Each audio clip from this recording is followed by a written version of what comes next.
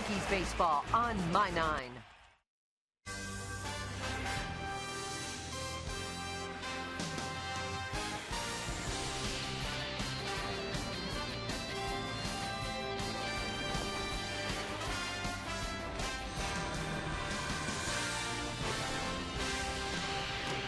Well, the Yankees finished a long day at the ballpark with some congratulations as they picked up an extra inning victory. They're still in St. Louis for the second game of this three-game set. Fans filing into Busch Stadium, and it is time for baseball as My Nine presents New York Yankees baseball. It's the New York Yankees against the St. Louis Cardinals in the second game of a three-game set from Busch Stadium in St. Louis, Missouri. Hello, everybody, and welcome to Yankees baseball along with Ken Singleton. I'm Michael Kay. Nice victory for the Yankees yesterday, and they did it by the textbook. They got good pitching, they've got good defense, and they got clutch hitting. Clutch hitting and also some solid work out of the bullpen yesterday. The bullpen had to go 7 innings. First pitcher out of the pen, followed Chase Whitley's 5 innings, was Preston Claiborne. He got the job done, kept the Cardinals off the scoreboard. He was followed by left-hander Matt Thornton. Once again, the Cardinals were unable to score as Thornton got the job done. And he would pass the baton to Dylan Betances. That usually means strikeouts. And he struck out a couple of Cardinals. And once again, the Cardinals were not able to score against the Yankee bullpen. Alfredo Aceves was next. And he got the job done as well. Got some good defensive help. Brendan Ryan starts his double play. Derek Jeter on the rundown will get the Yankees out of trouble as he tags the runner out. Aceves was still in there the next inning. And he thought the game might be over. Yadier Molina with a long shot to left. But Brett Gardner with a great play up against the wall of Molina. Well, no game-ending home run. The Yankees had the lead when David Robertson came in, and he picks up the save as the Yankees come on with a hard-earned 12-inning, 6-4 victory over the St. Louis Cardinals. Check this out. The Yankees are 4-1 in extra inning games this season, 3-0 in extra inning games on this road trip. And one of the reasons why, and you need this in extra inning games, the bullpen has been outstanding. Last 11 games, 1.94. So this didn't look like it was going to be a great road trip, but the Yankees have won their last 3 in a row. So how do you make it 4 in a row? Well, we have to check out the pitching matchup to tell you that. The pitching matchup brought to you by McDonald's. This summer at McDonald's, come in for the kid-approved $2.99 Happy Meal. Offer only in participating McDonald's. David Phelps will get the start for the Yankees. We'll talk about him in a moment. Lance Lynn for the Cardinals. Kenny 5-2, 3.60. Yeah, he's a tough pitcher. I saw him pitch a game last week, and he was excellent. He got great stuff, good fastball, good slider. One of the hardest throwing pitchers on the Cardinals staff. Well, they all throw pretty hard. In fact, he's got 38 wins since the start of the 2012 season, second most in the National League. Only his teammate Adam Wainwright has more, and he's 20-8 in this ballpark. He's very tough at home. And he's got to face David Phelps. He grew up 15 minutes from this ballpark, so he's got family and friends here. He's facing his boyhood team. We'll hear from him and Merit Marakovich when we return right here on My Nine.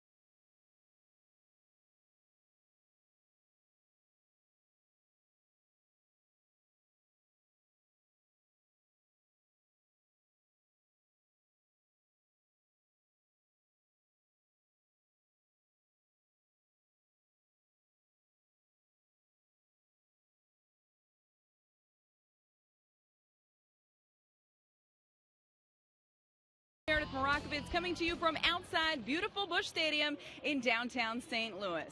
When the Yankees take the field for Game 2 of the 3-game series against the Cardinals, it'll be a homecoming of sorts for pitcher David Phelps. He grew up rooting for the Cardinals. He was born right here in St. Louis, and he actually went to high school less than 20 minutes away from the old Busch Stadium. So I asked him the other day what it's going to be like to step on the field to take on a team he used to root for. I mean, I think the coolest thing about it is just, playing in this ballpark with my family in the stands. Growing up, you play in the backyard, you think about, playing for the Cardinals in Busch Stadium, and it's just really exciting to be back. And just for my family, just, being able to see me play out here, it's really big for me, and it's also really big for them. You're going to have a lot of people in the stands? Yeah, I think 25 or so people. Mm-hmm. How much more pressure does that put on you, knowing all they are here to watch you? I mean, it's a little bit more just because, I don't want to let them down, but at the same time, we play in front of 40,000 a night, so what's 25 more? Well, you look at your last start, pitched very well, went 7 innings. How do you build off of that, or how do you continue that success? I just have to continue to do what I was doing the other night. I was getting ahead of guys throwing strikes, and I was throwing all my pitches for strikes. That was something in a couple of starts where I struggled a little bit. I wasn't getting my breaking ball over for strikes, and I wasn't trusting all my other pitches, so it's one of those things that we did a great job the other night of using everything, and you got to go out, and just throw all my pitches for strikes in any count. Joe Girardi would love to see David Phelps pound the strike zone, get some quick outs, and give them some distance tonight after the 12-inning affair yesterday. The bullpen a little short. They won't have Dylan Betances. Joe Girardi said he would check on a bunch of other guys, so time will tell who they will have available. That'll do it from St. Louis for now. You'll hear from Jack Curry and Ryan Ruocco in the studio after the break.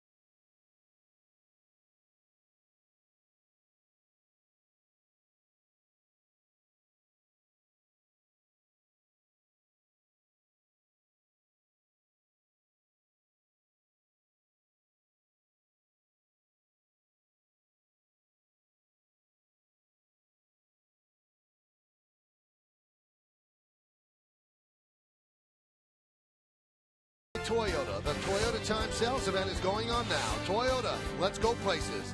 By Cadillac. Visit your Tri-State Cadillac dealer or CadillacTristate.com to learn more about our attractive lease or finance offers.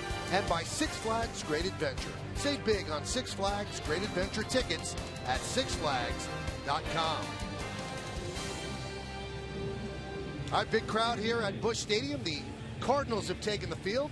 Lance Lynn about to begin his warm-up, so that means we'll tell you the New York Yankees starting lineup, which is brought to you by Hyundai. The countdown to savings is on now at Hyundai's Memorial Day sales event. Visit buyhyundai.com today. Brett Gardner's in left field. He'll lead off. The captain, the shortstop, Derek Jeter bats second. Batting third, playing center field, Jacoby Ellsbury. Brian McCann will catch. He's going to clean up. Batting fifth, playing third base, Jan Hervis Solarde. Alfonso Soriano's in right field today. He'll bat sixth. Batting seventh and playing second base, Brian Roberts. Kelly Johnson at first base again will bat eighth. And batting ninth, no DH in the National League Park, is the pitcher, David Phelps. Now making his first ever start against the New York Yankees, 27-year-old right-hander Lance Lynn. And he comes in with some very good numbers. This will be his 11th start of the year. 5-2, 3.60, 59 hits in 60 innings, 59 strikeouts. Let's take a look at the St. Louis Cardinals pitcher scouting report, brought to you by your local Acura dealer. Give me a break. Well, the previous two seasons, he had 11 wins last year before the All-Star break. The year before that, he had 11 wins before the All-Star break. Those 22 wins are the most wins by any pitcher in the major leagues prior to the All-Star break the last 2 years. He's also the all-time strikeout leader in the season and the all-time career leader in strikeouts at the University of Mississippi, and it runs in the family. His wife, Lauren, an All-American softball player at the University of Mississippi. Let's take a look at the defense that's behind Lance Lynn. In the outfield, it's Holiday, Jay, and Craig left to right. Infield, third to first, we go Carpenter, Peralta, Wong, and Adams. The great Yadier Molina behind the plate. And Michael Lance Lynn is on the mound. Yankees 27-23, and the Cardinals are 28-23. Gardner could have been a game-saving catch. To this point, no one knows if that ball would have gone out or not off the bat of Yadier Molina, but it would have been an extra base hit for sure. Gardner's ready. Lynn is ready. Let's do it here in St. Louis. And the first pitch is a strike. We're underway. Gabe Morales is the home plate umpire. Larry Vanover at first. Angel Hernandez at second. Adrian Johnson is over at third. You saw the 288 batting average, but the last 27 games for Gardner, he's hitting 320. So that's about a month's worth of baseball. He's been over a 300 hitter.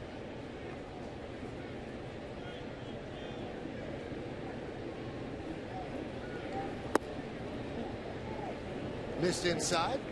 Count 2-1. Yankees won the final two games against the White Sox, and then the first game of this series against the Cardinals. So 3 in a row for the Bombers. Lance Lynn kind of stays there in his follow-through, thinking that was a strike, but it's not. 3-1. Sometimes when you come to the new ballpark, Michael, to follow the count, you have to look and find the scoreboard again. It's up there in right center. 3 balls and a strike. Fouled away. Tonight's closed captioning is brought to you by your local Lexus dealer.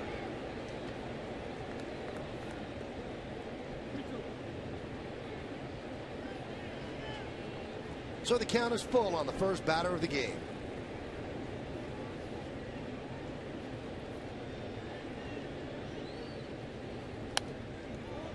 Yankees and the Cardinals, two of baseball's iconic franchises, have not played that much in interleague.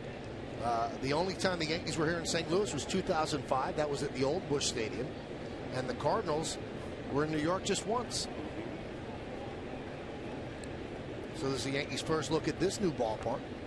The 3-2. Chopped slowly toward first. Fielded by Adams, who tags Gardner on the way by for the first out.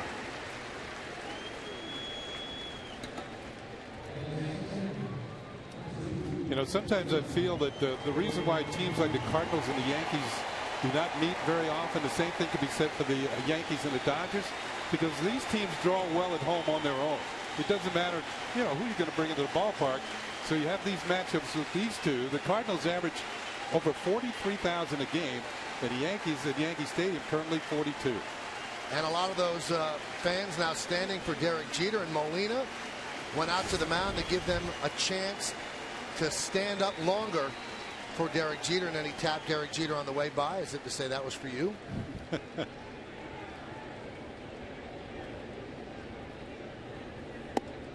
Pitch outside. Yeah, when Derek came onto the field for the first time as the Yankees were coming out for batting practice, he got an ovation as well. This is going to be a summer and into the fall long thing. Soft ground ball to short. Peralta. 2 outs.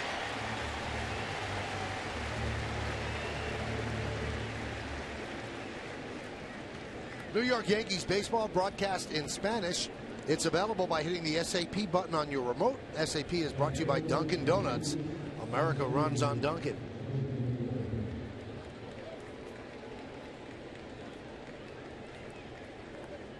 Here's Jacoby Ellsbury. Stay away from Jacoby Ellsbury in extra innings. He has reached base in 7 of his 8 extra inning plate appearances this season, an .875 on base percentage. Well, in a way, I hope we don't find that out again if he can keep that streak going tonight. But it was his walk and a steal that got it going yesterday. He's reached in his last 7 extra inning appearances intentional walk, single, intentional walk, single, single, home run, and a walk. That one is grounded softly to short. Peralta just gets the hustling Ellsbury for the final out of a 1-2-3 inning. So the Yankees go down in order. It's the Yankees nothing and the Cardinals coming to bat.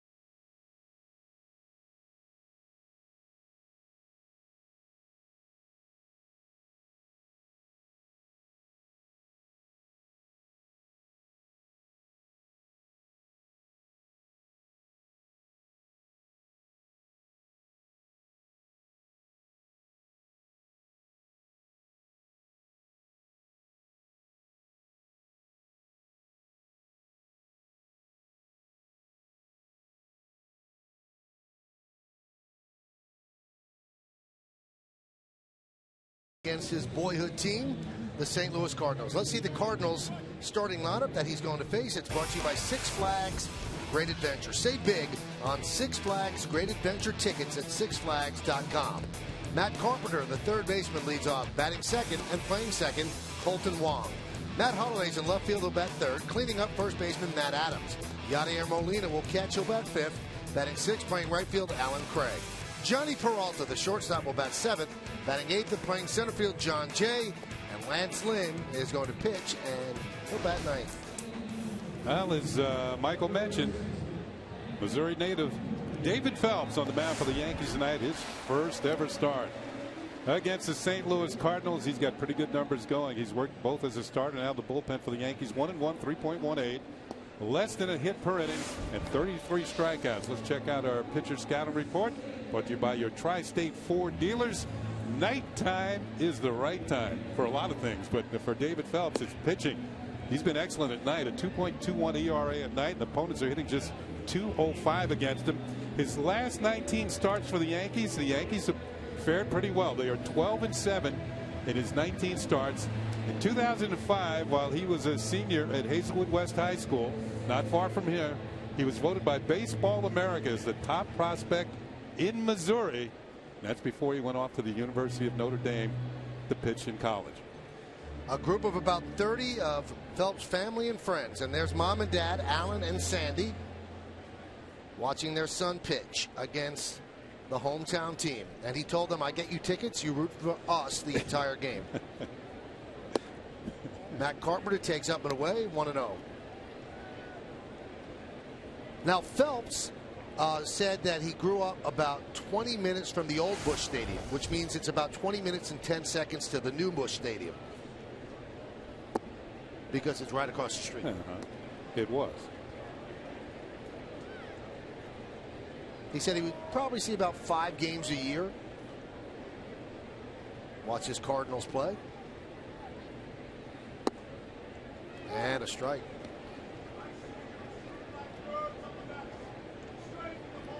He's got a hot hitter in the plate at Matt Carpenter. He's got an 8-game hitting streak.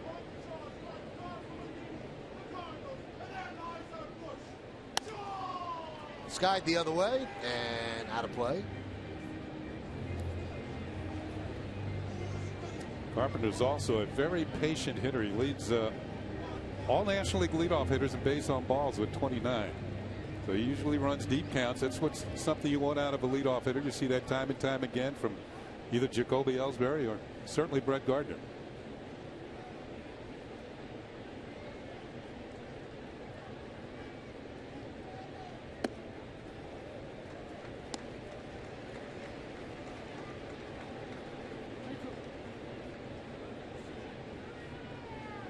So the count goes full on the Cardinals leadoff hitter. Same thing as with Gardner in the top of the first.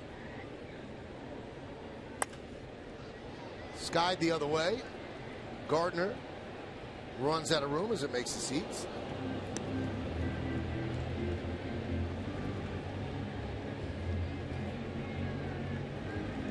Carpenter got the Cardinals started yesterday with a triple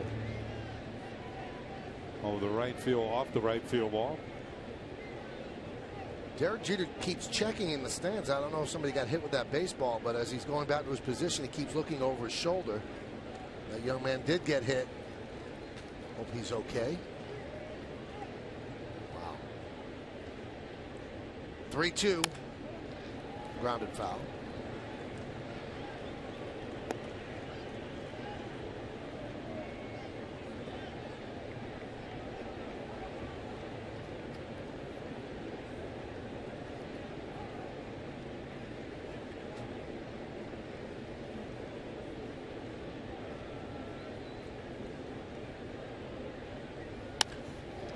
Driven to center field. Ellsbury on the run. Going back. That ball is caught. Oh, what a play by Ellsbury.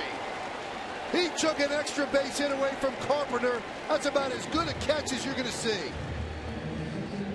Well, we mentioned yesterday Carpenter got it started for the Cardinals with a triple, and today looked like he had a sure extra base hit. You can see Jacoby Ellsbury. It's all in the jump, folks, plus the speed.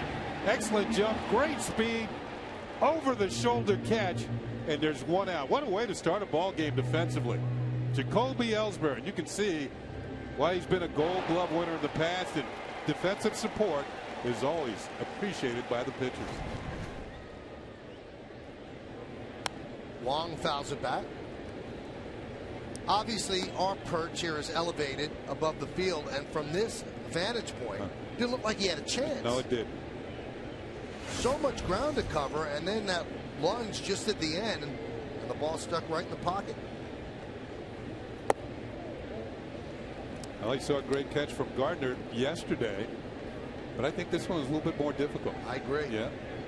Gardner said that wasn't a hard catch. He said it was right over my head. I went back to the wall. He said he should have caught the other ball earlier in the game that went for a double, and that was the one that Holiday hit. He said he misjudged that. He was beating himself up over that one and not congratulating himself over the catch off the Molina drive.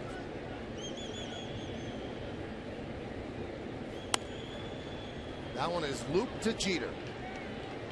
2 outs. Let's judge the catches, Kenny. Let's judge him, okay? What are you going to give this one, Michael? 1 to 10, 10 being the best. I say that's an 8.5. Yeah, 8.5. Gardner, you know, it's tough to say whether it had been out or not. It certainly might have hit the top of the wall and gone over. Molina thought he had a game-winning homer, but Brett Gardner had different ideas. When I look at it from that angle, I think it's gone. All right, so I gave it an 8.5. What do you give Ellsbury's? 9.5? Well, what is the perfect catch? 10. Well, Willie Mays works. World Series catch. Yes. All right. So you got to give him a 9.5 on this. Maybe Ron Swoboda's catch in the '69 series. Yeah, that was pretty good. Pretty good.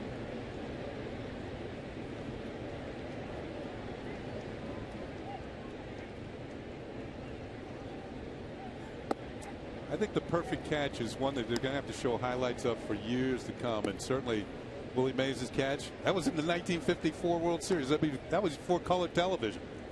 Also, you have to look at degree of difficulty and end port of game. So obviously Mays hit both of those. Yeah.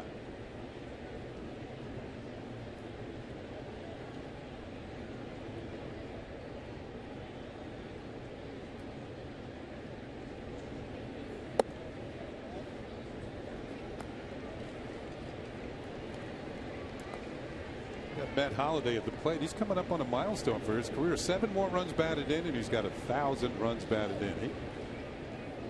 A few years back with the Colorado Rockies, he was the National League batting champion. Turned him loose on 3-0. They were thinking 1 run. And I think one reason they turned him loose, he's got great power. He's hit the longest home run in the history of this ballpark, the short history of this ballpark. A 469-footer. And he hit it over the bleachers in left center field with a swing like that one.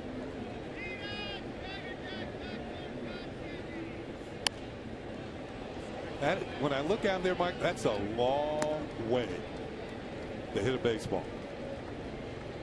So it landed like right in front of the rooftop structure? Yeah, exactly. It bounded out there in Ballpark Village over the bleachers.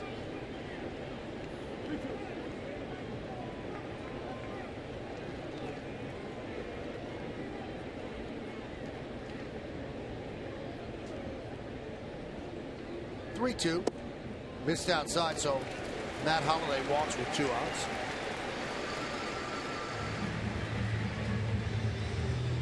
All right, now I want you to rate this catch, Kenny. Well, it's a World Series.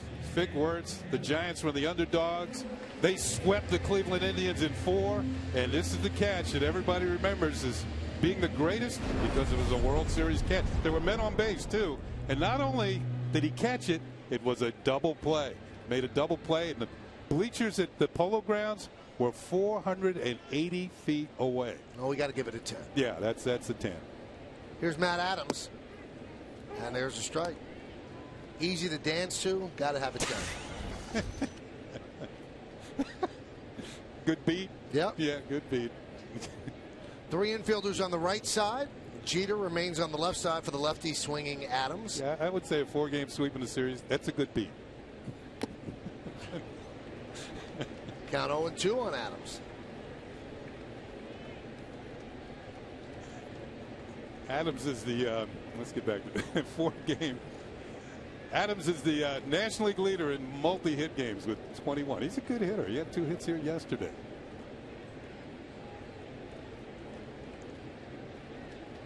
The 0-2. He's got a hit right here again. Soriano cuts it off. Moving to third is Holliday. Throw comes into Roberts. A single for Adams. That extends his hitting streak to 5 straight. And the Cardinals have runners on the corners with 2 outs. Adams primarily does his damage against right-handed pitching. He's hitting over 370 against right-handers. Man, let them reach out and pull that ball to the right side. And he hit it hard enough, he was able to get it through the shift. Here's Holliday headed for third. Now the Cardinals first and third with 2 down.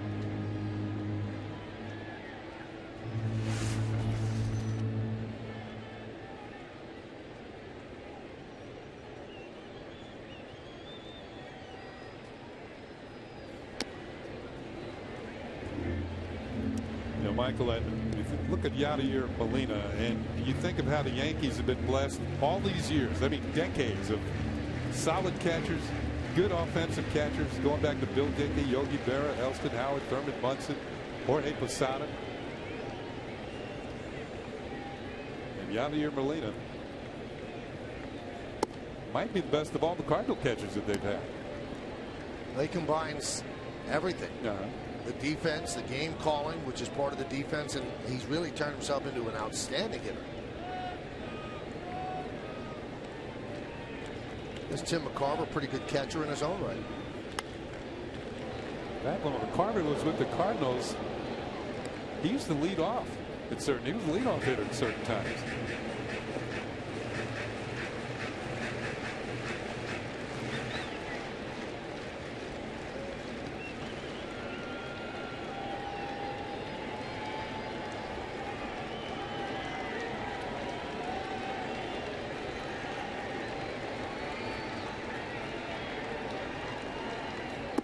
Outside.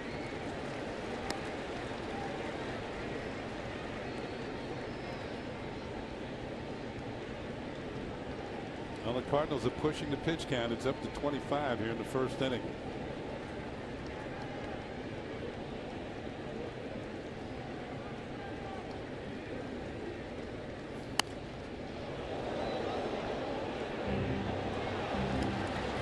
And we talked about how durable Molina has been and how many games he's played in.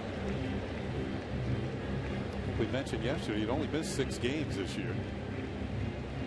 He's reached safely in 40 of the 45 games that he's played in. You see catchers, they never play day games after night games. Oh. This guy does. This guy never comes out of the lineup.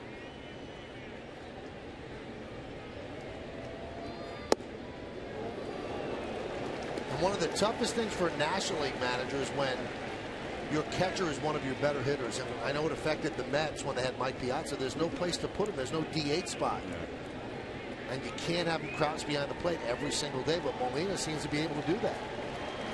3-2, so the runner's going to go from first.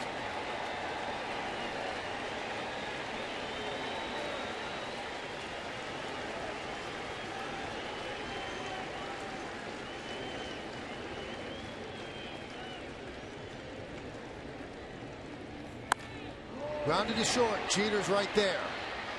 And he'll get Molina for the final out of the first. No runs, a hit, no errors, and 2 men left on base. Mom and Dad breathe a sigh of relief as we go to the second.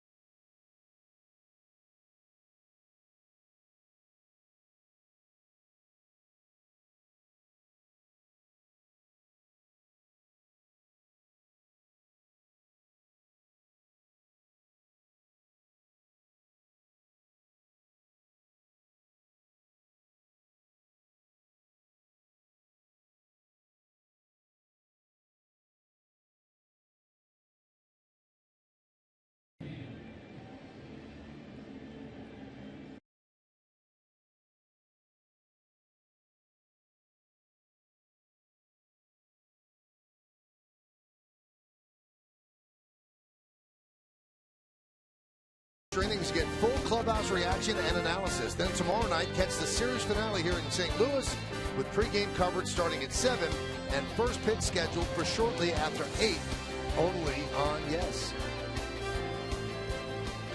Cardinals against the Yankees, game 2 of a 3-game set. Interleague matchup, and Brian McCann steps in against Lance Lynn. McCann hitting .216. And he has 9 hits in his last 40 at-bats, but he kind of started this Yankee 3-game winning streak with that big pinch hit RBI single that tied the game at 3 on Saturday. You get the feeling now he's rolling around at 216, and first career he's a better hitter than that. His power numbers are good. I mean, the 7 home runs. He's hit 20 6 years in a row, so he's on pace to get the homers. It's just that he's due for a hot streak to mix in some singles and doubles. What's the date there? The 28th? Yeah, they've got tomorrow's base hit. So you think that's a stolen base? I see what you did there.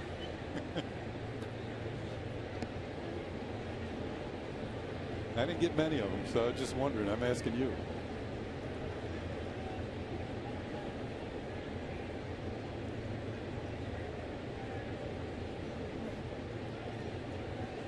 First base also the 28th. I think these bases are going to be in play tomorrow too.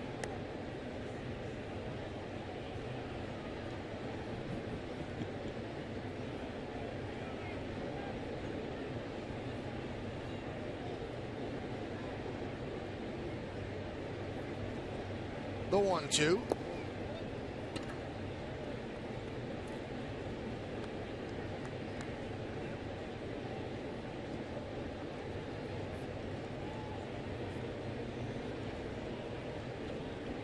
McCann spread stance slightly open. And that one is drilled to center field. John Jay back, still back, and he can't make the play. It's over his head, and the ball rolls to the wall. McCann with a leadoff double here in the second. Well, we said he's due for a hot streak, mixing in some singles and doubles. That's his 4th double of the year, and this was scorched over the head of John Jay in center. Solid line drive. Jay gets a decent jump, but can't corral it. A 2-base hit to get things going here in the second. There's the reach, and unlike Ellsbury, he comes up short. Now, if you want to win a bar bet right here, last 26 at bats, Yangervis Solarte has taken the first pitch, which is kind of rare for a rookie. Let's see if he does it again. No, right back to Lynn. So he breaks that streak. 1 away, but he doesn't get the job done moving McCann to third. Yeah, I think that's what he was thinking. He was trying to hit something to the right side, and he couldn't get it. It was like a sinking fastball. Hit it off the end of the bat right back to the pitcher. A little too anxious. Targets away, and it's a 2-seamer. You can see the pitch moving away, and he just hits it into the dirt.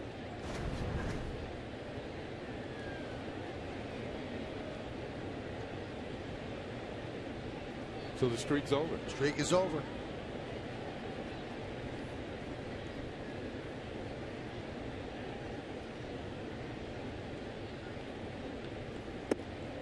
Yesterday, Ichiro got to start in right field and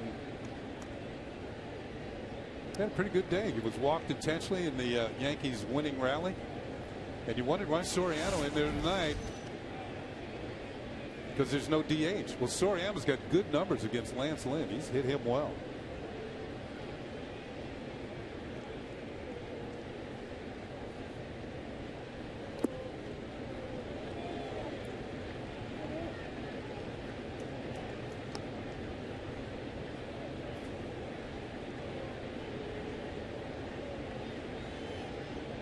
These are the numbers that Kenny's talking about. 8 for 22 with a home run.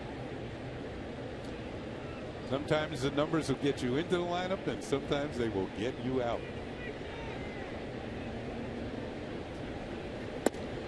Now everybody has access to these numbers now. I mean, everybody, even fans. Yeah. But it kind of started with Earl Weaver of the Orioles, who used to keep his own numbers on index cards, and that's how he would set matchups. You knew that? Yeah.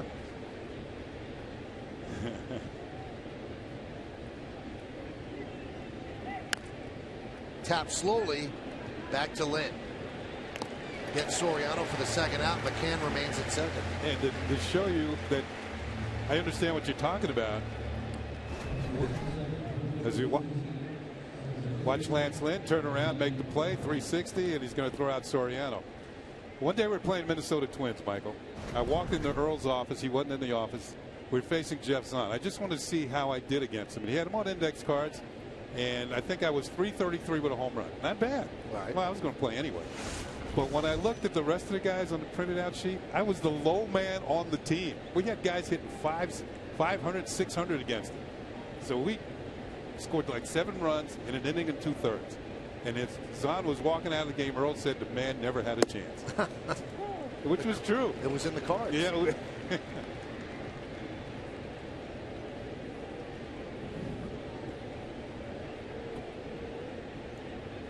thought I was doing pretty well. I looked, geez, I'm the only guy who's going to make outs today. Poor Jeff Zahn. Yeah. The 0-1. 0-2. See the stat that we got today? Brian Roberts yesterday lifted his career average with the bases loaded to 363. The 7th highest bases loaded average among the 55 active players with at least 100 at bats in those situations. But he's only 3rd best on the Yankees. Ichiro's at 386, Teixeira at 370. And I think when you look at bases loaded averages for hitters, they're definitely higher than their regular averages. And it's because the pitcher is somewhat he's got to throw strikes. He's painted himself into the ultimate corner. He has no place to put the hitter. So just about every hitter is better with the bases loaded. But not as good as 363. Pretty good. Yep.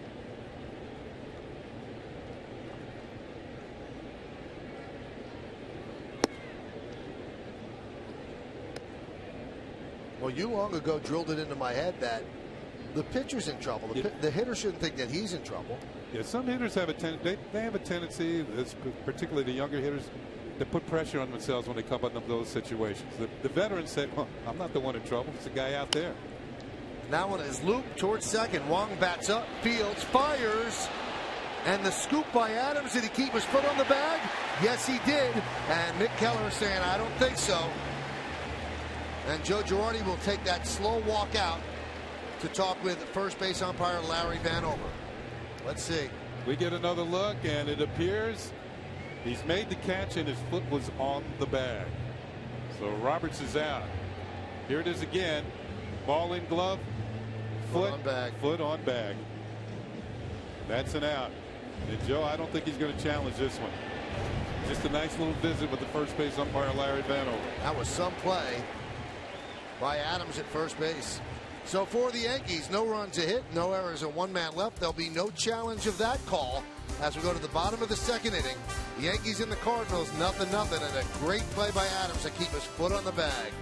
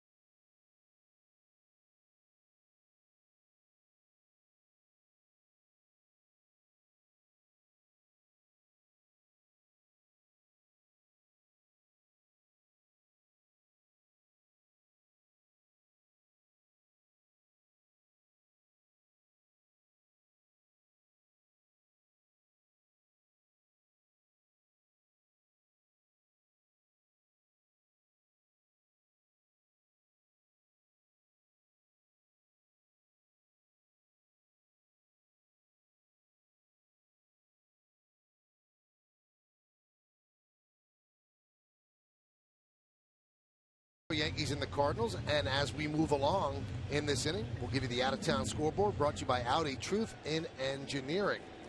Also in this inning, we bring in our colleague, Meredith Morakovitz, who has a lot of information she has to disseminate, right? It's a shame, Michael. There are so many injuries again this year. I thought we were over this last year. But you have some good news. You bear good news today. There is some encouraging news, and I'll start with that, and it's Michael Pineda through 2 innings of an extended spring game today. 28 pitches, 20 of which were strikes, and the biggest thing about that outing, he didn't feel anything in that shoulder. The muscle was fine, so the next step for him will be to throw again on Sunday. And Joe Girardi said they'd like for his pitch count to get to 50 to 60 pitches in that, so extending him quite a bit. And after that, as long as he's feeling healthy, they'll go from there. So a rehab start could be on the horizon for Michael Pineda. Alan Craig at the plate right now took a pitch out of the zone, 1-0. Craig, the right fielder, the number 6 hitter in the lineup. Now playing first base for the Yankees tonight is Kelly Johnson, so that begs the question, Mark Teixeira feeling any better? He is feeling a little bit better, but he said earlier today in the clubhouse not quite where he needs to be yet. And if you look at the Yankees schedule, they have a game tomorrow, then an off day on Thursday. You wonder whether or not Joe Girardi is going to give him tomorrow off. That would give him 4 consecutive days off, including the off day, where he'd be able to rest that wrist. Now, Mark Teixeira said he did talk to his doctor, Keith Raskin, who did the surgery on that wrist twice today. Not once, but twice. And he said this is 100% normal. They believe that this is just something that a year removed from the surgery that he's going to have to deal with, and he might just need a little bit of a rest here and there. He probably will see the doctor when he gets back to New York. That's not scheduled yet, but Mark Teixeira said he believes that's the direction he's going to do, at which point in time they'll do an ultrasound of that wrist just to make sure, 100% sure, that there isn't anything else going on in there. As Craig swings and misses for the first out.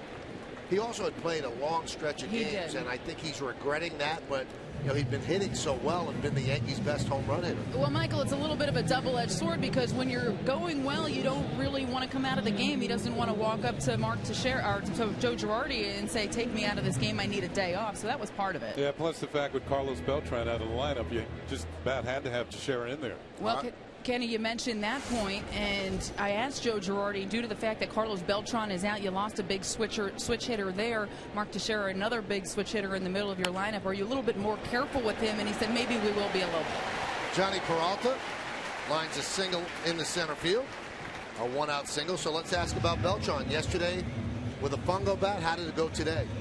Well, when Joe Girardi was asked about it, he had a huge smile on his face and said, we're extremely encouraged right now. So that's a good sign. He took swings again, but now with a normal bat. So he'll progress now to some tee and toss work on Thursday. He will have tomorrow off. So Thursday will be the next day that Carlos Beltran will be doing stuff. But, you know, I caution you, the Yankees, of course, a little bit encouraged here, but cautiously optimistic still, knowing that they're really not going to have a great idea of what Carlos Beltran is dealing with, or if he's still going to feel stuff in that elbow until he gets in a game and starts taking some real swings. Is it just me, or does tee and toss sound very British? I think it might just be you. Okay. Well, you know, if you throw crumpets in there, I can see what you're saying, Michael. John Jay at the plate, count 1-0, runner on first with 1 out. Swing and a miss. How about Sean Kelly? He played catch at 100 feet today, so he is also progressing. The big thing with him was after he threw the first time, whether or not he'd feel anything in that back, and he didn't. So he'll continue to play catch, then move to some flat ground, and eventually get on a mound. Not a real schedule set up for him, but the Yankees encourage that they're going to get him back sooner rather than later. Any other injury that we missed? Are you okay? I'm fine. How's your ankle? You broke it over the winter. It's okay. Day to day still. Really? Don't play that many games in a row. Well, that's what it is. I feel like I'm in a stretch here where we've played a lot in a row, so I might have to take a couple days off. Gotcha. Right back up the middle, and it hits Phelps. Caroms out to Solarte, and he throws to first to get the out. Let's see if Phelps is okay. You know, as I'm looking at him, he rushed over to third to cover the bag, so it looks like initially he's okay, and they're going to check on him. And he's telling Stevie Donahue, the Yankee head athletic trainer, the ball hit him in his shoe, the bottom of the shoe, so he's all right. Well, pitchers do not have much time to react. He's got a smile on his face. You know that ball's coming out of the game. It's probably got shoe polish all over it. Here's another look. John Jay hit the ball well here yesterday. Yep, right off the heel of the shoe. That was around the ankle, Meredith. Did you feel anything? Solarte with a nice play to back him up. And when you watch the remainder of this play, ball hits him. He sees Solarte going to make the play, and then he rushes over to third, which tells you that he's okay. Now Lance Lynn comes up with a runner on second. We thank Meredith, and we'll hear from her later. Here's the reaction. Now watch. Well, I got to cover third base. So that tells you he's fine. A well-struck ball by John Jay, but Phelps' foot got in the way. The 1-0. 2-0 to Lance Lynn.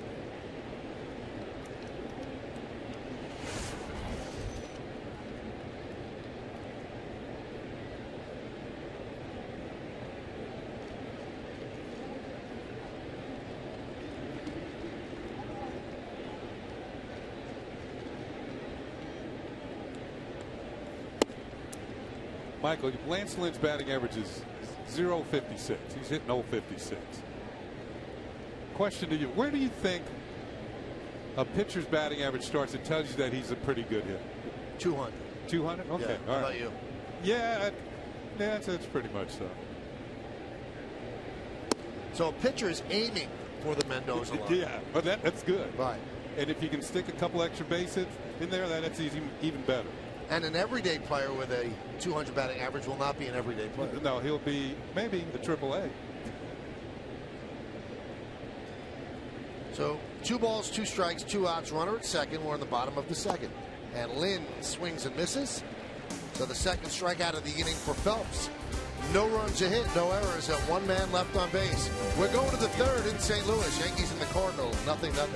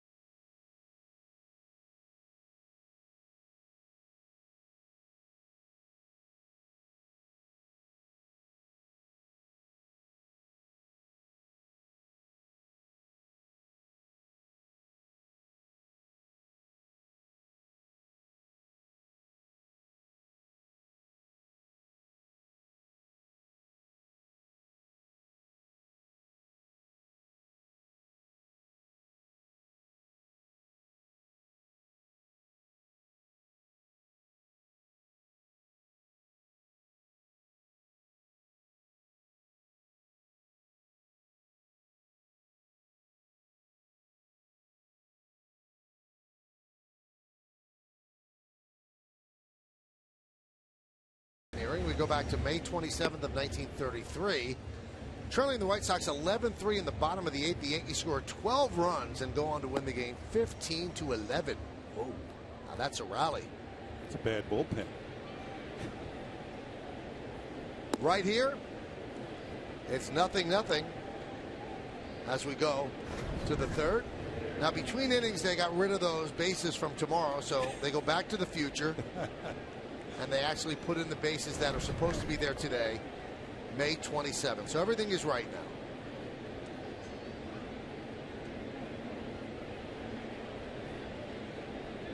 Kelly Johnson will lead off against Lance Lynn.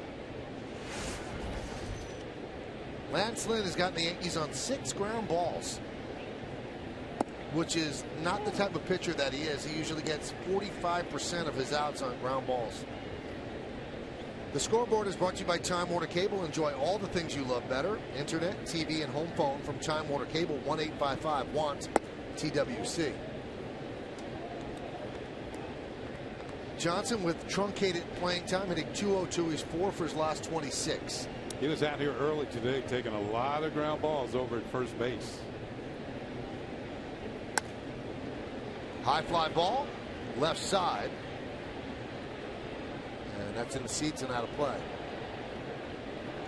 And a Jeter fan with the play. And never drop the beer.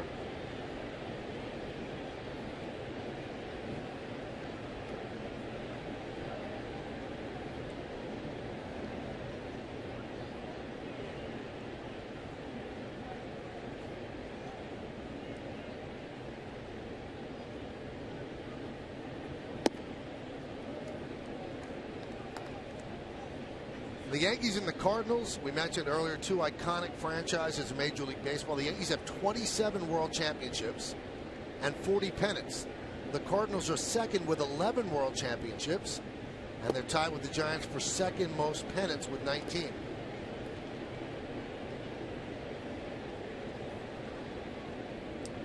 They keep going. They have to build a bigger scoreboard out there. All-time 27 Yankees, 11 Cardinals, 9 for the A's in their different cities. Red Sox 8, Giants 7. Ground ball to Wong. And the Yankees and the Cardinals have played 5 times in the World Series. The Cardinals have won 3 of them, 1926, 1942, and most recently in 1964, while the Yankees have won against the Cardinals in 1928 and 1943.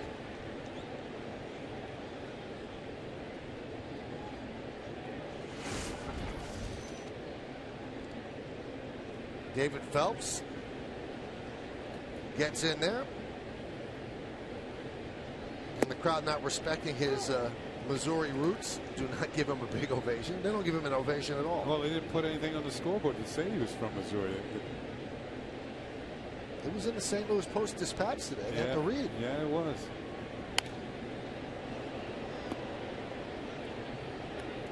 We should also make note when we talk about championships. The Yankee who has the most rings, 10, Yogi Berra, is from St. Louis, from the Hill. We know he's watching this game. He actually grew up across the street from Joe Garagiola, his good buddy. How's that for something for the neighborhood to be proud of getting there? 2 ball players, 2 Major League Baseball players from across the street from each other.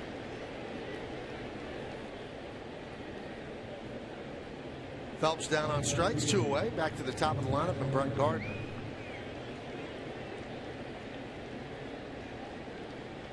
Phelps said he wanted to get a hit today because Tanaka and Whitley are bragging a lot because they've gotten hits as Yankee pitchers so far in interleague play.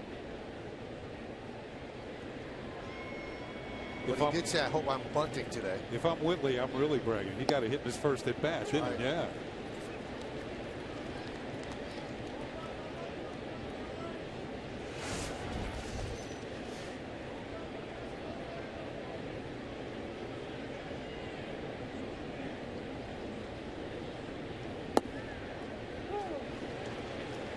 There's that slider from Lynn. It's a good one. Sharp break, late break.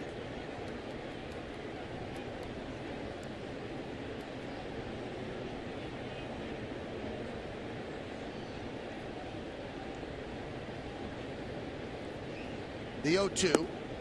Missed outside with the fastball. We mentioned yesterday the Cardinals very rarely miss on #1 picks. Michael Wacha was a #1 pick yesterday. Lance Lynn's a #1 pick, although he was a supplemental pick because the Cardinals had lost the free agent. So they got another pick in the first round. They picked Lance Lynn out of University of Mississippi. Strike 3. Gardner down looking. Second strikeout for Lance Lynn as the Yankees go down in order. Last 6 in a row have gone down against Lynn. We go to the bottom of the 3rd. 0-0.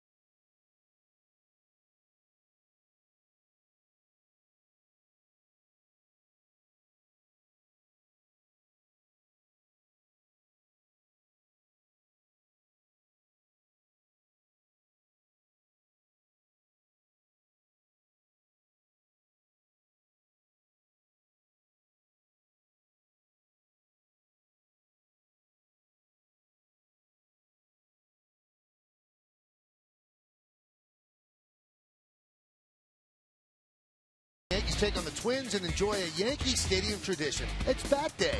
The first 10,000 guests 14 and younger are going to receive a Jacoby Ellsbury replica bat courtesy of Bank of America. Now for tickets, log on to Yankees.com, visit the Yankee Stadium ticket window, Yankees clubhouse shops, or call Ticketmaster at 877-469-9849.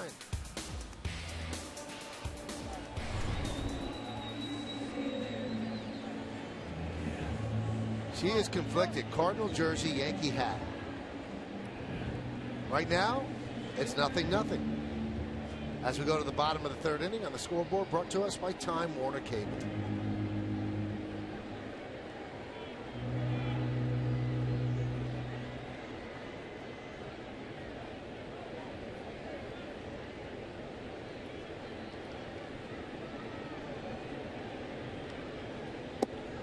Matt Carpenter takes a strike. Carpenter hit a blistering drive over the head of Ellsbury in the first inning, and somehow Ellsbury hauled it in for the first out of the bottom of the first, taking an extra base hit away from Carpenter. Yankees actually play Carpenter fairly shallow. Yeah, it's interesting you mention that because they play him the pull on the infield. They feel anything he's going to hit on the ground is going to be to the right side. But the outfielders are just about straight up. Straight away.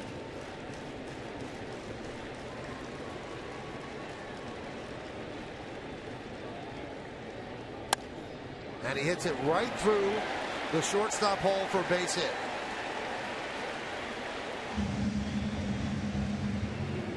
You know, that's one reason why I'd be more reluctant to go to the shift on a hitter that's leading off an inning, because he's not up there. There's nobody on base for him to drive in, and he wants to get an inning started. You got a leadoff hitter who's adept at hitting the ball all over the field, and he just calmly hit a ground ball to short. And I would also watch out for doing that against guys that aren't power hitters. Yeah. He has one home run.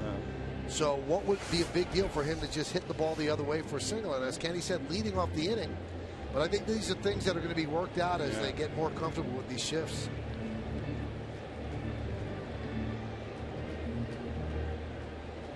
So here's Colton Wong as Carpenter leads off first. Held there by Johnson. Wong shows bunt and takes low.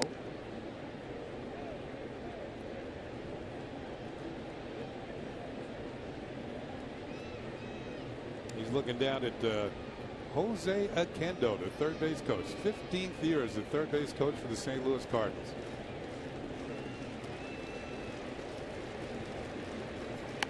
And a bunt. Beautiful play by Phelps. First out.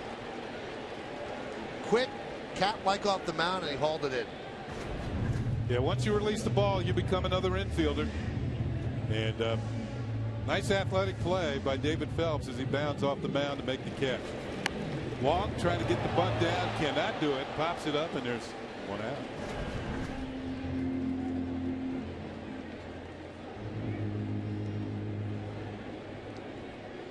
Pitch count at 46 right now, one out into the third.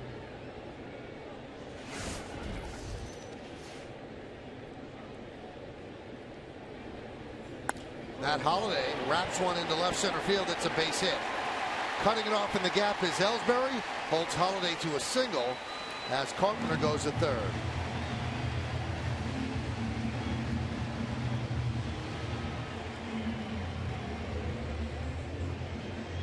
Well, you got two hitters on the Cardinals, and Carpenter and Holliday are seeming to warm up. As the weather's getting warmer, they're starting to swing the bat better. That was a little bit off the end of the bat. You see the high leg kick, if it gets the foot down quickly and drills it into left center field.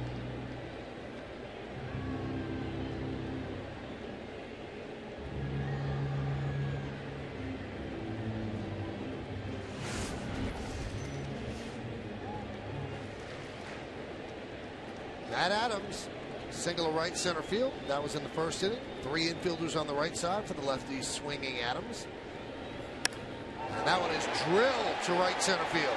Long run for Ellsbury. He can't get there. It's over the wall for a double. So Holliday will go to third. RBI double for Matt Adams. Carpenter scores. It's 1-0 Cardinals. Well, his first 2 at-bats, Matt Adams has increased his lead as a multi-game hits in the National League. He now has 22, and he leads the league in that category. Single his first time up, and this time a booming double over the head of Ellsbury in right center. That pitch was kind of right there. Let's see him pull his arms in so he can get the barrel of the bat to the ball and drive it to the outfield. Well, they're going to intentionally walk Yadier Molina to load the bases and pitch to Al Craig.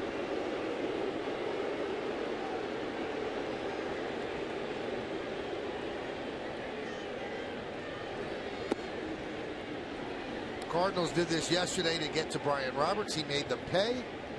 Craig probably thinking along the same lines.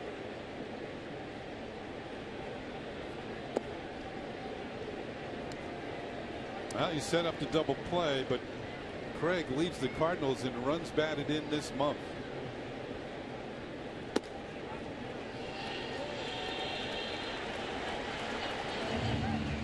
Five hits for the Cardinals. 3 of them have come on the first pitch they've seen from Phelps. Last 2 hits also on the first pitch.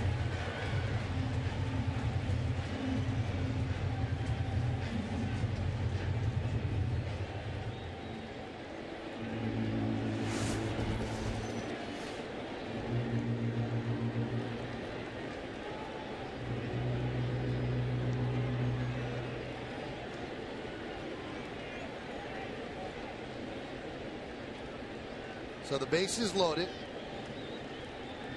1 man out. Craig struck out in the second.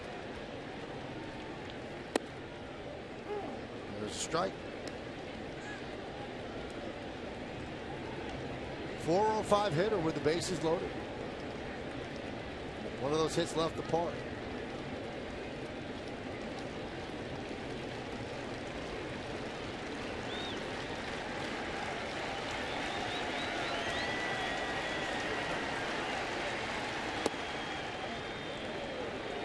One and one.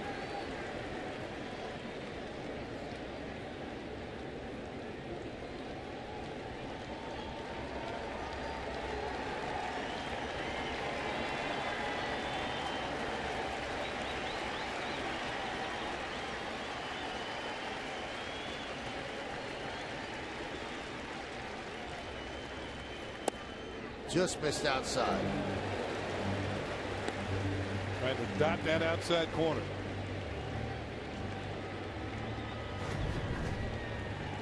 Watch the glove of Brian McCann. He had to reach just a hair for it.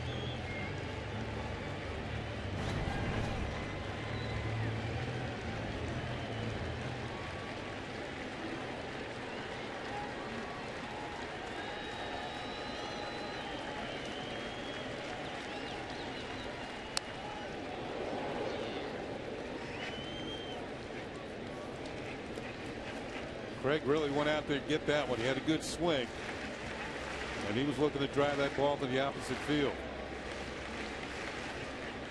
He's had a run batted in 5 of his last 6 games, so he's starting to heat up like a number of these Cardinal hitters. The Cardinals did not hit well in the early going in the season.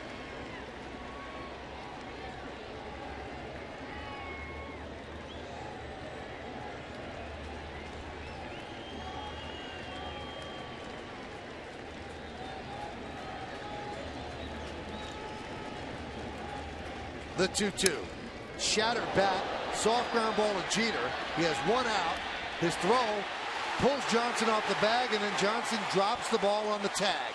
Run scores, 2-0 Cardinals. Bases remain loaded. Well, Jeter made an error on a throw yesterday. That's probably going to be another E6. We'll take a look. First of all, the bat is shattered because of all the pitchers were away. And then David Phelps comes in. Here's another look at the broken bat. Craig looking away once again. Cannot bring the hands in quick enough. The bat is shattered. But this kind of hurt the Yankees. If it hit it harder, it might have been a double play ball. There's the throw off line. Kelly Johnson with the tag. The ball comes out of the glove. And all hands are going to be safe, and the Cardinals have another run. Wow, they're going to give the error to Johnson. They're saying he made the catch, he just dropped it. Now, if you want to make a case for Johnson, the throw pulled him off the bag. Yeah. But the feeling is he caught the ball. If he holds on to it, the tag has made the runners out. Yep. That's their thinking on that.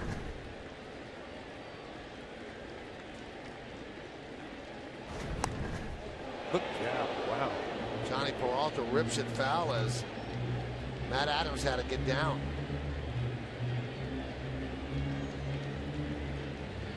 Low bridge over there at third. Adams and Oquendo.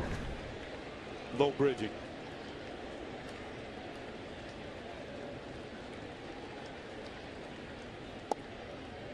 Oh, the umpire twitched a bit. Phelps wanted that one. Check the twitch on Gabe Morales. Oh, no. Would he call it low? I don't think so. And it did have the corner. It was a neat little cutter or slider to the corner. A front door slider.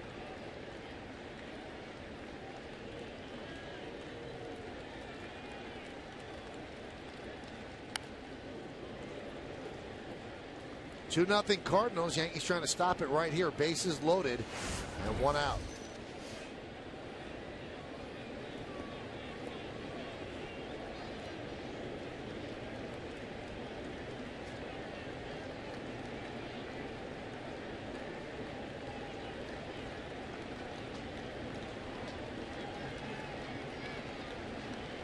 The 1-2. Chopped slowly to Roberts and under his glove and into right center field. 2 runs will score as Phelps' defense has deserted him. An E3 and an E4, and it's 4-0 Cardinals. Kenny, I think he was thinking tag and throw. Yeah, and never looked the ball into his glove. Yeah, first of all, you got to catch the ball. And right underneath the glove, it looked like he was going to come up, try and make the tag. Ball eludes him. All hands will be safe. You can see Craig holding up. He didn't want to be tagged, but he can move on down to second. And Larry Rothschild out just to try and settle down David Phelps. Now you see 4 runs up on the board, but let's put this into perspective. This inning started with a base hit that should have been an out if the shortstop was where he should be, but the Yankees shift a lot and they take some hits away. That one they end up getting burned on. Then the error by Johnson and the error by Roberts. So the 4 runs, it seems like a lot, but he really shouldn't have any right now. But he's got to collect himself and not let it get out of hand. You know, I think going back to Carpenter leading off, you got to go with the hitter too. He's not Matt Adams looking to pull the ball. He's a hitter that had 199 hits last year. I bet you some of them went to the opposite field. You would think.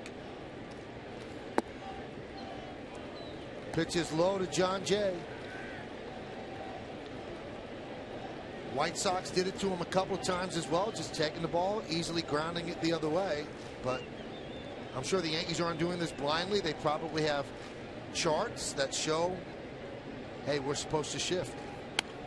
Line drive right at Johnson for the second out.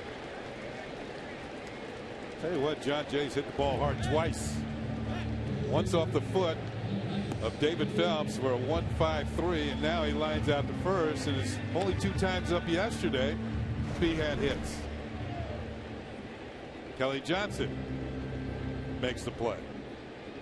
That's the only one he had.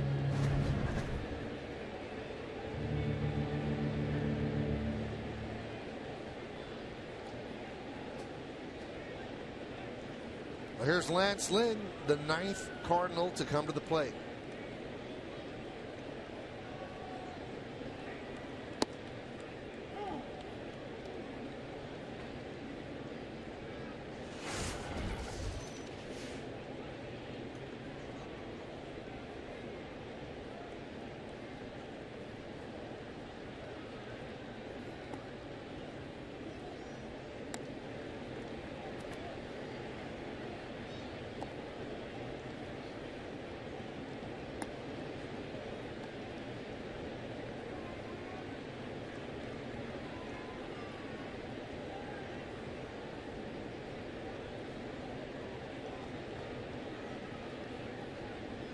Outfield playing very shallow for the pitcher.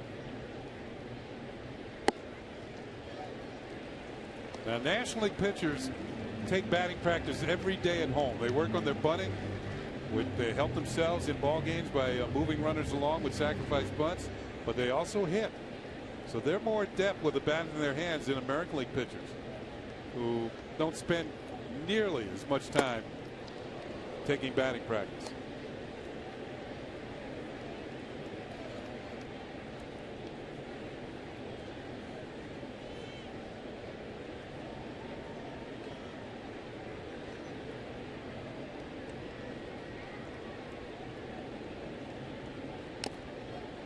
And Lynn down on strikes. What an inning. 4 runs on 3 hits, 2 huge errors, and 2 men left. 4-0 Cardinals.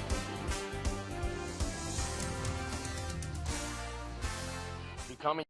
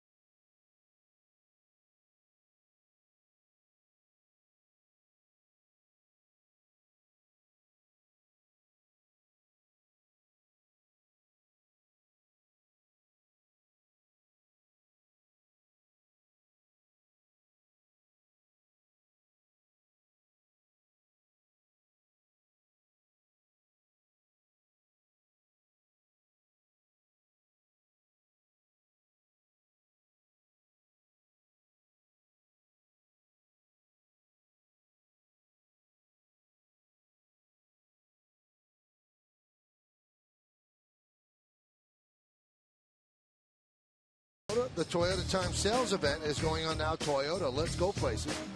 Stan the Man won 3 MVP awards, 2 as an outfielder and 1 as a first baseman. What 3 other players won MVPs at 2 different positions? I know 1, maybe 2. Okay. And that is just outside of the new Busch Stadium, the statue of Stan the Man, who passed away last year, Stan Musial. He got the nickname the Man in Brooklyn, playing the Dodgers, because when he'd come up to hit, the Dodger fans would say, "Here comes that man again." And let's see, 17 times in his career he hit over 300. Wow. Pretty amazing. Yep, great hitter. 7 batting titles in the National League. Boy, was he beloved here in St. Louis. Oh, yes. Jeter swings and misses as Lance Lynn has a 4-0 lead.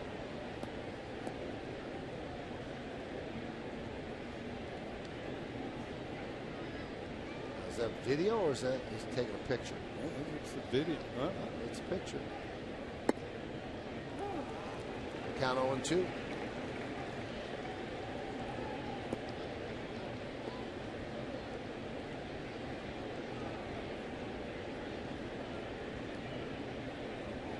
Four, 5-0, 0-1-2. Both errors in the third.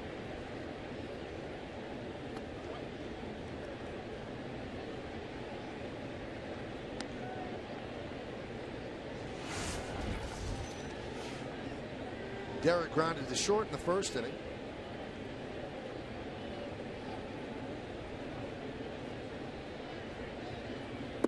First All-Star voting results came out. Derek is leading at shortstop in the American League. Mike Trout has the most votes. Center fielder for the Angels. Jacoby Ellsbury, I believe, is third in the voting for the outfielders.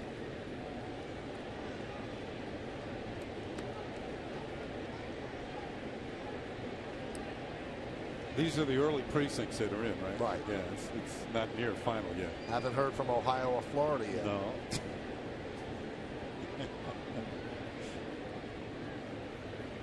The 2-2. 3-2 to Jeter.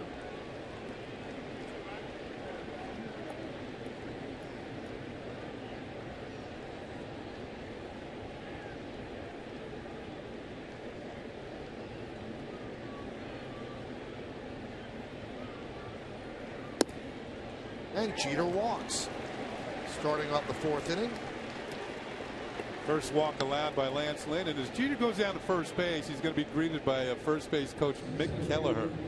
There's Mick right there, and this is kind of a reunion for Mick. Now the Cardinals had the reunion of their '64 World Series team yesterday. Mick Kelleher was actually drafted by the St. Louis Cardinals back in 1969 in the third round, and there he was. He got to the big leagues in 1972, and he got his first hit on September 4th. Of 1972 over at the old Busch Stadium, which was across the street. That one is chopped to second, and Wong has to beat Ellsbury to the bag as Jeter moves to second. So Adams reigns too far to the right, and Wong turned it into an out. Made 4 unassisted at first base. You don't see that very often, as Wong had to hustle to beat Ellsbury, who has excellent speed. Here's Adams taking himself out of the play. Wong only had the one option. Here's the ground ball to the right side. Adams can't get to it, and Wong decides, well, I won't rely on the pitcher. I'll take it by myself. Jeter moves down to second. So to finish off the Mick Kelleher story, he has not been to St. Louis in 28 years. Wow. So he and his wife Renee is with him in town, so they're greeting old friends from way back when.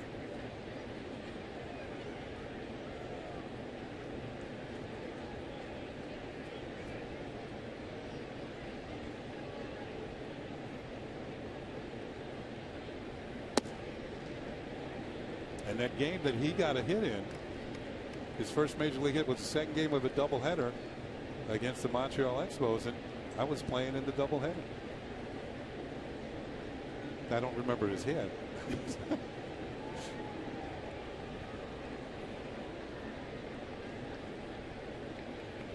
2-0 to McCann. 3-0.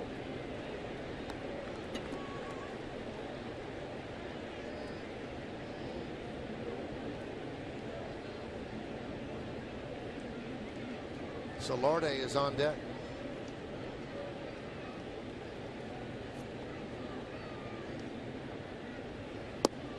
There's a strike to McCann. 3-1.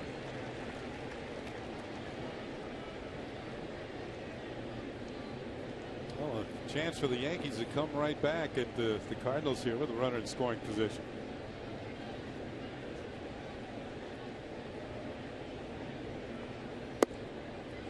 And another walk. Last thing you want to do, you get 4 runs, you walk 2 batters in the next half inning, and that's what Lynn has done. So the Yankees have to capitalize now. First and second, 1 out.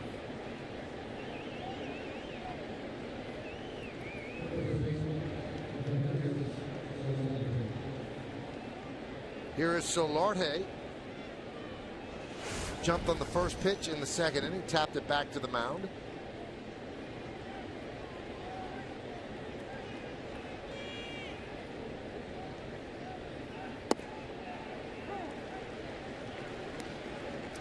Solarte went 0 for 4 in yesterday's game, but Michael, you probably agree with me. He had one of the bigger plays in the game when he laid down the sacrifice bunt in the 12th inning. Kind of set up the Yankees' run scoring opportunities, which they cashed in.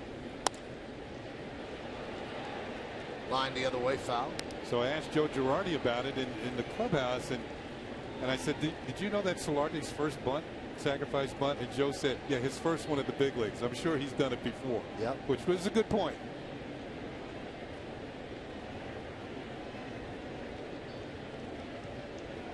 And one thing Solarte has done, I think he's done just about everything the Yankees have asked him to do. That's how he made the team in spring training.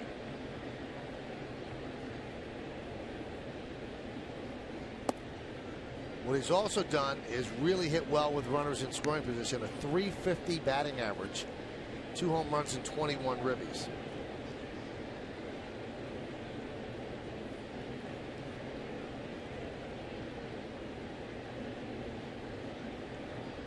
He is tied with Mark Teixeira for the team lead in runs batted in.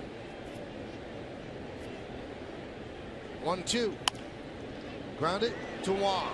He goes to second, one. On to first. It's a double play. 4-6-3, a double play. No runs, no hits, no errors. And because of the DP, just one man left on base. We go to the bottom of the 4th inning in St. Louis. And it's 4-0 Cards.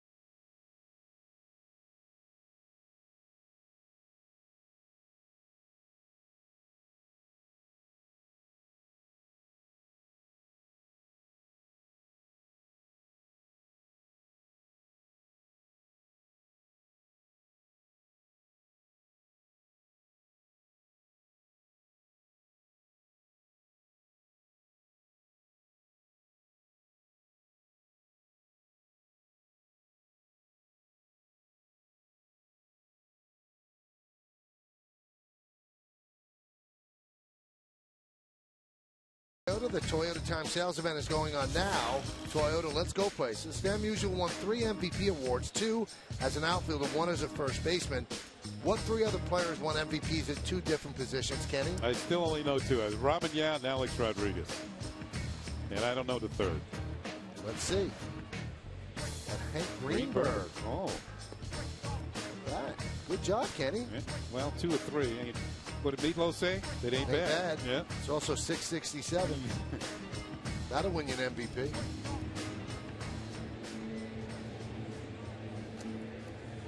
Well, we go to the bottom of the 4th. David Phelps down 4-0. And Matt Carpenter will lead off the inning. And the Yankees again shift for Carpenter after he hit a single through that vacated hole. Let's see if he does it again.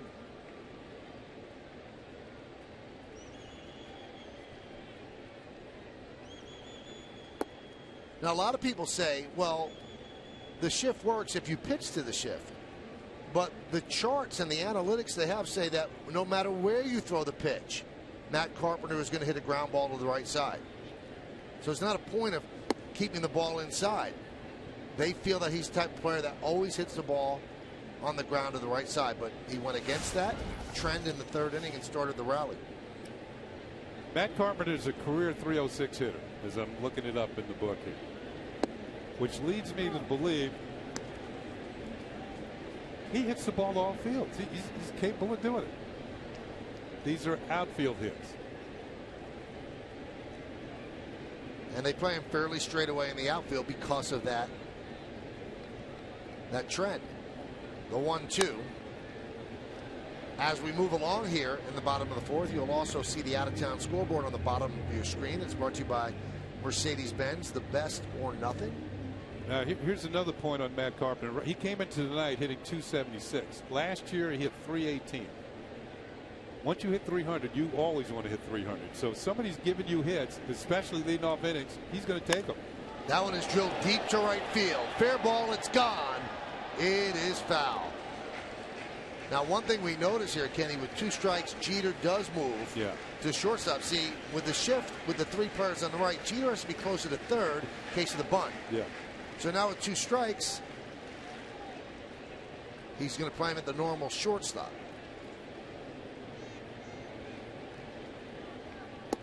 Strike 3. Carpenter down looking.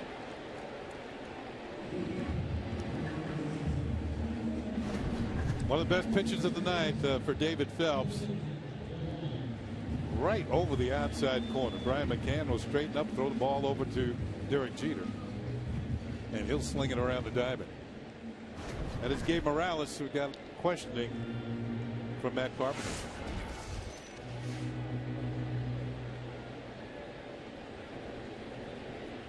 Here's Colton Wong. He will always have on his resume that they got picked off at first base to end a World Series game. But the Cardinals still made moves and traded David Freese and moved Carpenter to third. That's how much they thought of Colton Wong. You know, if you saw the start of the double play that last inning, and that was an excellent play by Wong to get the double play started. Went to his left and quickly got rid of the ball to second to Peralta.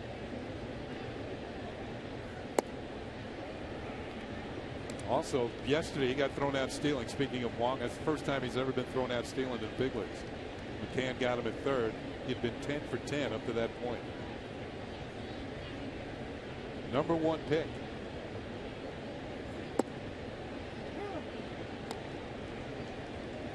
And if you remember, after that World Series game, he was just devastated. Yeah, you know, especially as a young player. Right. Yeah.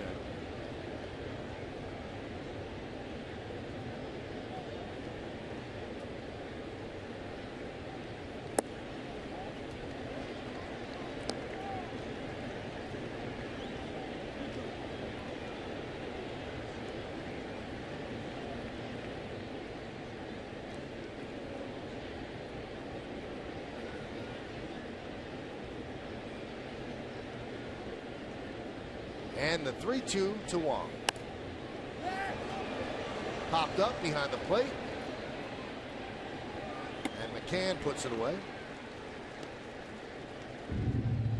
Let's take a look at what Wong had to deal with all winter. There's Mike Napoli, first base for the Red Sox. And Koji Uehara. And you could see Napoli knew he had him. And that was it, folks. Red Sox won it all. Wow. Not on that play, but one step closer.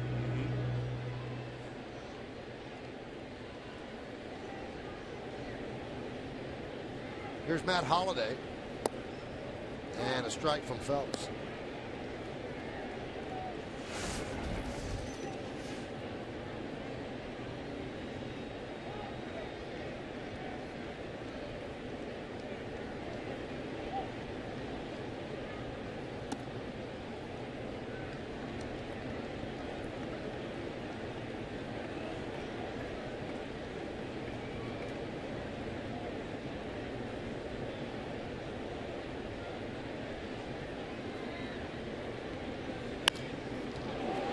Ground ball up the middle, a base hit.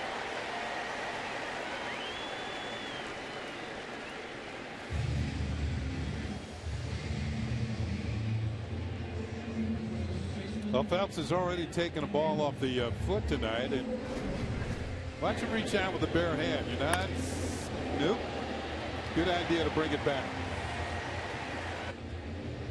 Ball hit hard through the middle. Holliday's second hit of the night. Man.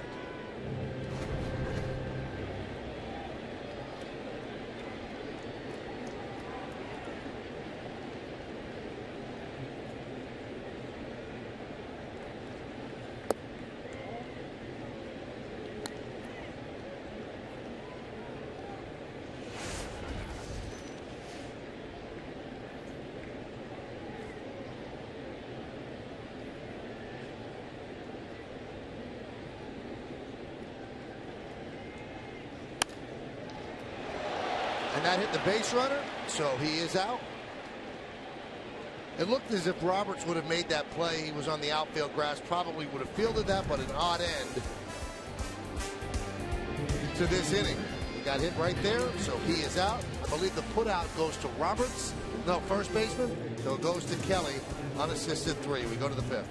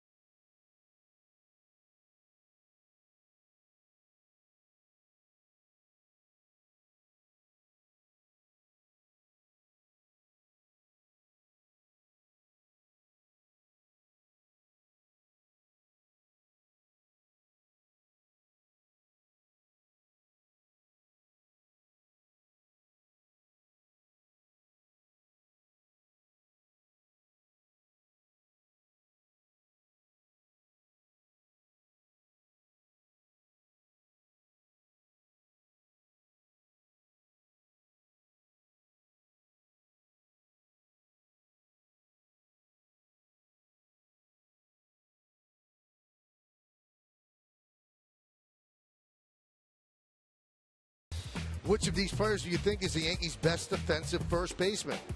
Is it A, Jason Giambi, B, Tino Martinez, C, Don Mattingly, we can stop right there, and D, Mark Teixeira? Text A, B, C, or D to 70377 or go to my9nj.com. Find out the results later in the game wrap-up. It's What's Your Take, brought to you by the Jeep Spring in the Summer event going on now.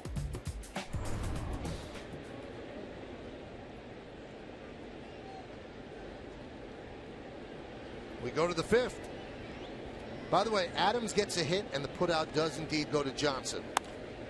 And Soriano wraps one to left field, and it's caught by Holiday. Now here's a look at the play, and the scoring goes, Adams gets a hit, so he's now 3 for 3. He's happy. Holiday is hit by the ball.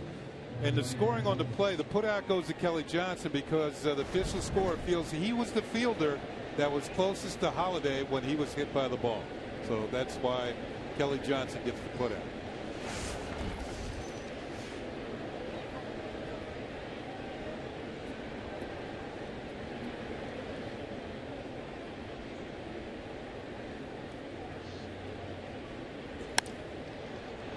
And Roberts hits one to left center field. That is going to get in there for a base hit, and it's going to go to the wall.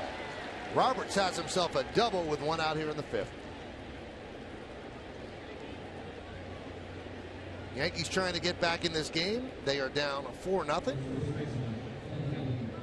On the scoreboard, that's brought to you by your Tri-State BMW Centers.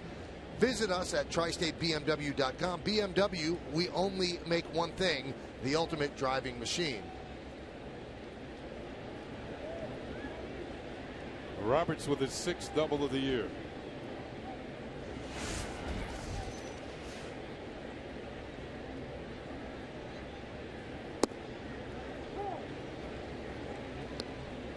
Kelly Johnson takes a strike.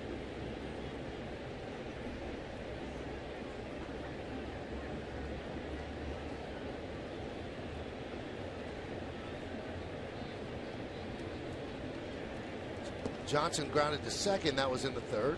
Nice block by Molina.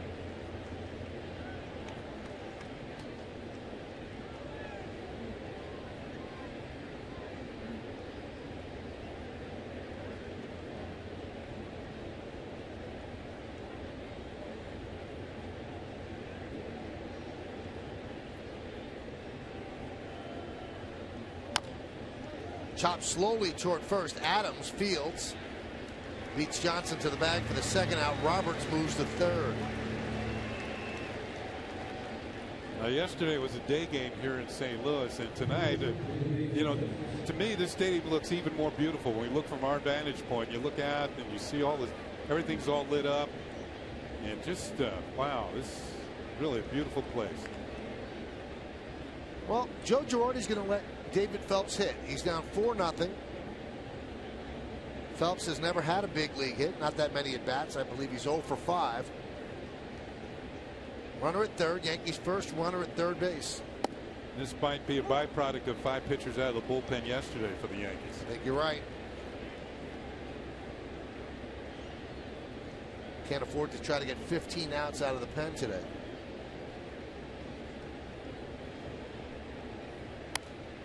Good swing. Well, Phelps has a chance to help himself, though, right now.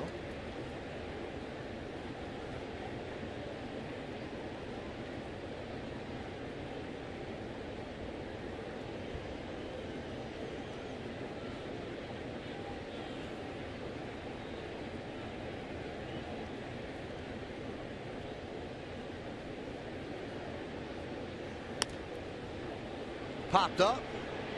Adams back, stumbles, called off by Wong, who makes the play to end the inning.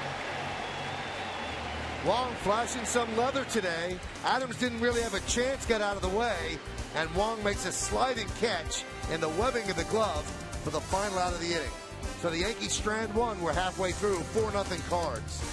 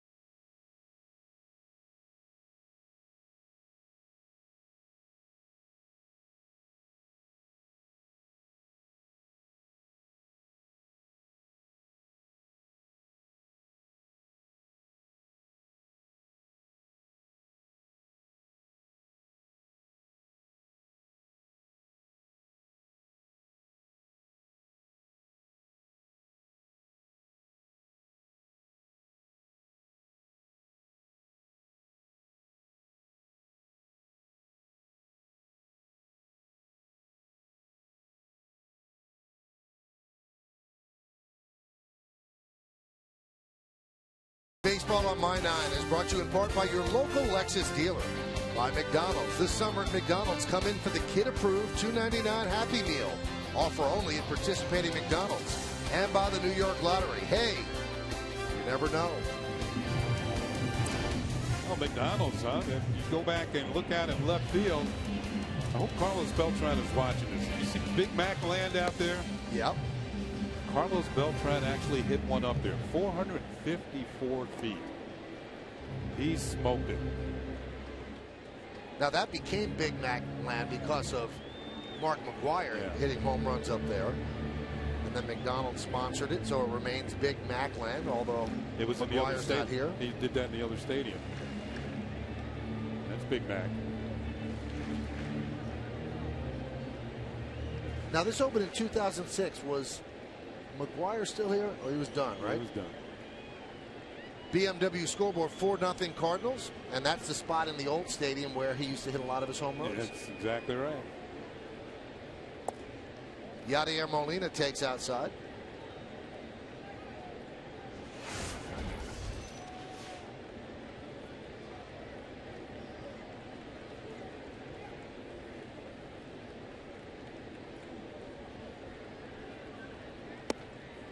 Swing and a miss.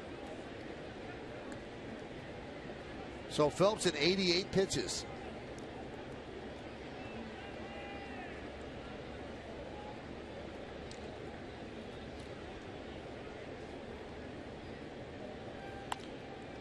Grounded to short. Jeter. One down. MLB.TV Premium, the #1 live streaming sports service, is celebrating 12 years. Join the millions of subscribers. Watch every out-of-market game live in True HD on over 400 devices. Visit Yankees.com for details.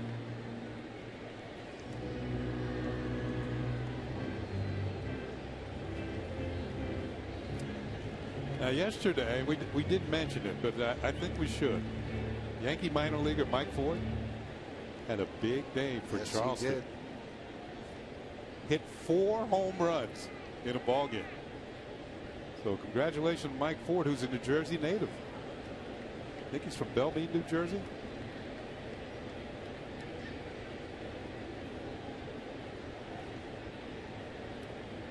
So we could kind of jumble the words, and yes, Ford has driven one lately. Yeah, I had a better idea, didn't he?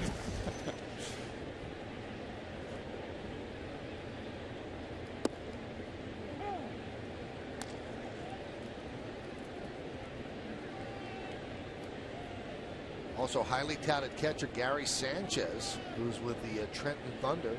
Second 4-hit game of the series that they're presently playing against the Flying Squirrels. He's 9 for 15 in the series. The who? Flying Squirrels. Well, they're Richmond. Yeah. Yeah. Reading Phillies. Yeah. The Richmond Flying Squirrels.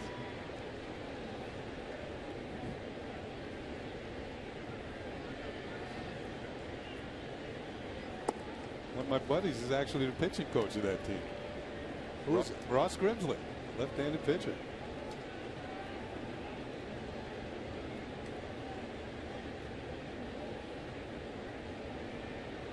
That is an affiliate of the San Francisco Giants.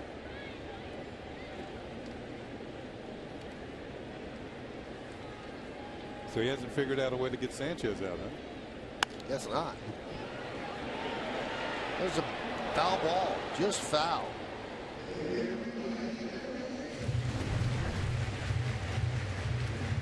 Look at the tail end of this one. You can see the ball slicing, and Larry Vanover had a good look at it. You could see Vanover was not moving. He was stopped, planted. Because if you're moving and running, sometimes you get a distorted view because your eyes are bouncing as you run. So umpires stop and then take a look, and Vanover got the call right. It was foul. Yeah, Mike Ford is from Belleville, New Jersey. By the way, Trenton is playing the Reading Phillies tonight, so the Flying Squirrels last night.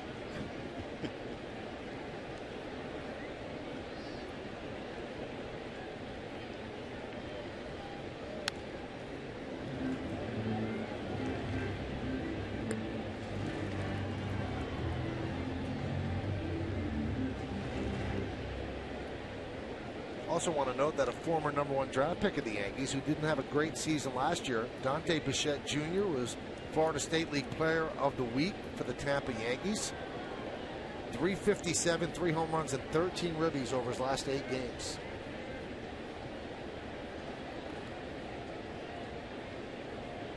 Two count on Craig. He's 0 for 2 in this game. Phelps steals inside. 3-2.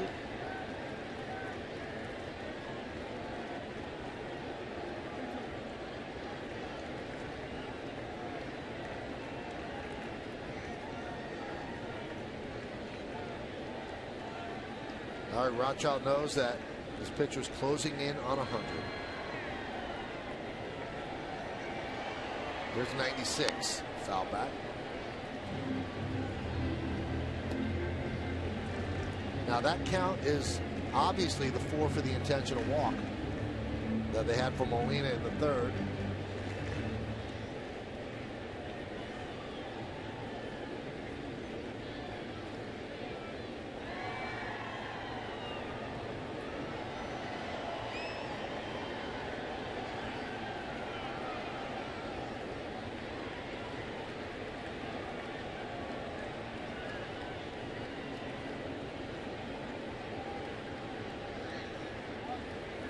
Time is called.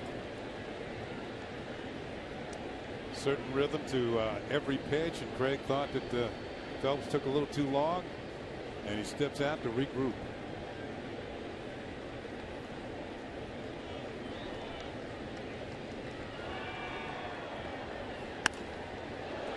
High drive, right field. Soriano back, track, wall, leaps. Gone, a home run. He just missed it. And Alan Craig hits his 5th home run of the year, make it 5-0 St. Louis.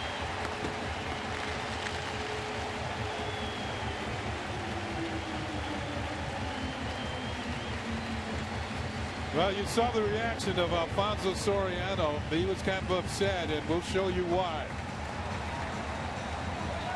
Alan Craig, who's getting hot. There's Soriano reaching up, off of his glove, and then over the fence for a home run. And that's why he was so upset when he came back to earth. Here's Johnny Peralta.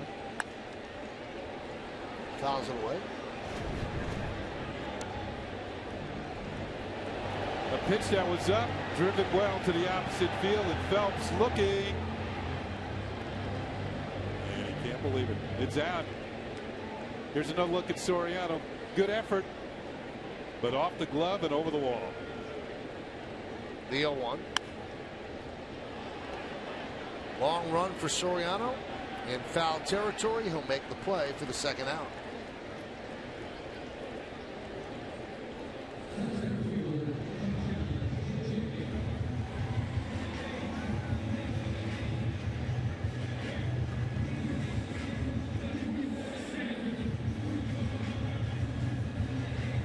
Uncharted territory for Phelps. His first home run allowed in 35 innings pitched.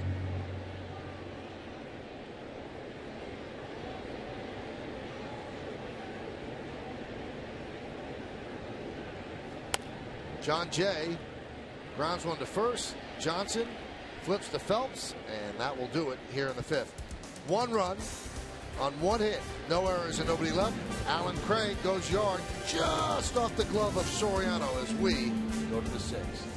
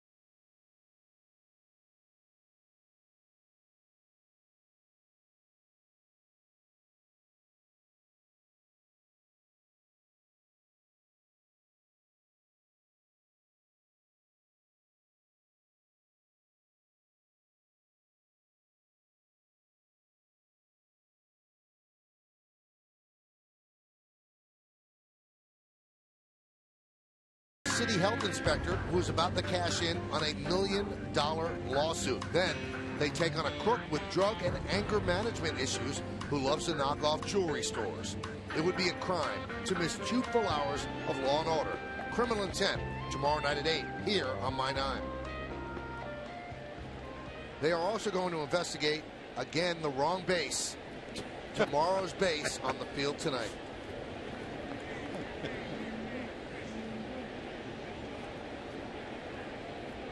We go to the 6th inning. Yankees are down 5-0. Brett Gardner is 0 for 2. He'll lead off against Lance Lynn. Yankees have just 2 hits. A couple of doubles, one by McCann and one by Brian Roberts.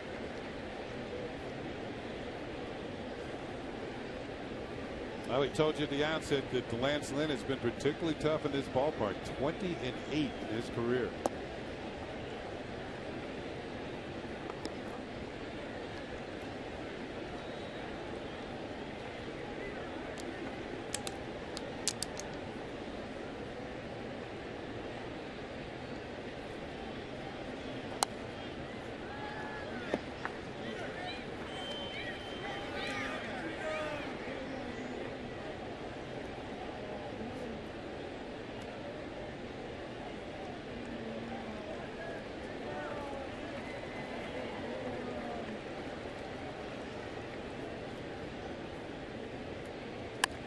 There's a base hit in the center field for Brett Gardner. So a leadoff single here in the 6th inning for the Yankee left fielder. And now to bring up the Yankee shortstop and captain Derek Jeter.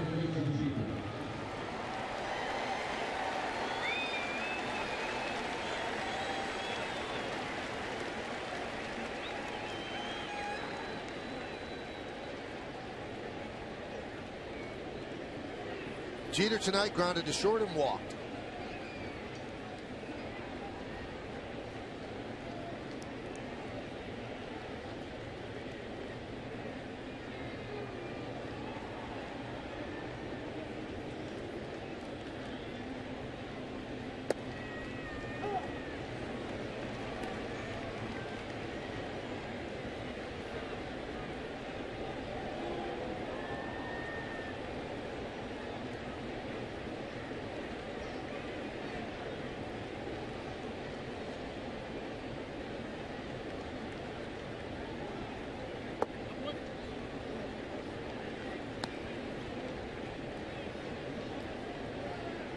We saw the Cardinal bullpen yesterday, at least some of their pitchers out there, and they seems like their bullpen has pitchers that throw as hard or harder than the starters. Everybody's around 95 miles an hour. That one's tapped back to Lynn. Bobbles fires to first, gets Jeter as Gardner advances to second. He looked at second and decided against him. Gardner got off to got a good jump there. Changed his mind, a little double dribble, and still gets Jeter at first base. Got the sure out. Couldn't get the ball cleanly out of the glove to make the throw, which would have been a close play at second. And then he only had one play after he dropped it.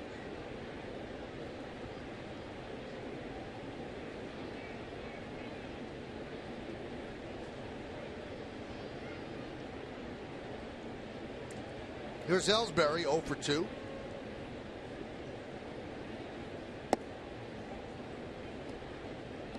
Count 1-0.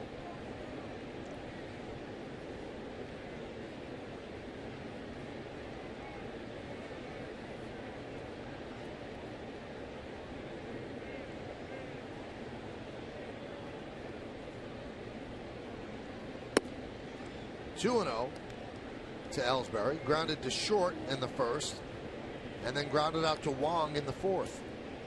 Wong beat him to the bag after Adams had crossed over too much to the right. Couldn't get back to first. Yeah, we haven't seen much of Wong in the past, but well, still early in his career as well. But he's solid defensively. Really quick around second base. Good hands, strong arm.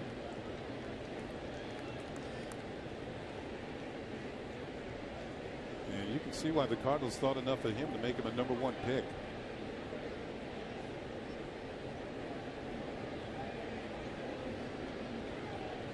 So 3-0 on Ellsbury.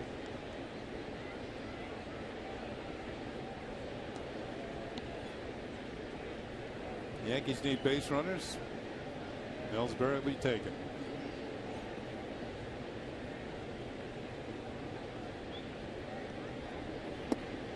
Shows bunt, takes inside, so taking all the way. Yankees have runners on first and second now. For the cleanup batter, Brian McCann.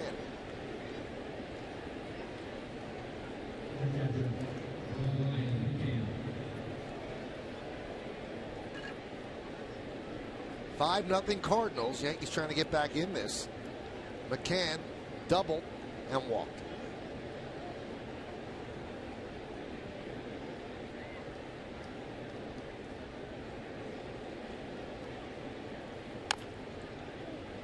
Fouled off.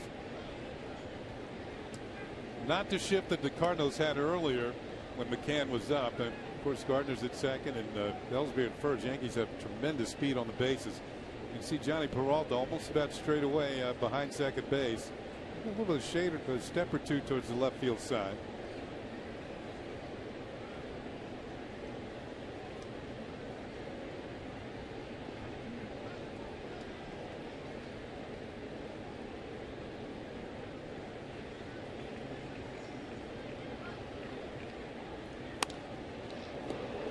Rip foul, skips into the stands.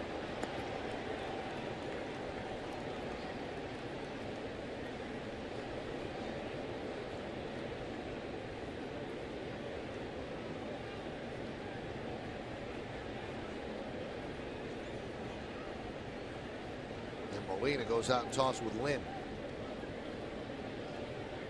I think it's a reminder that he's got the count. No balls and 2 strikes.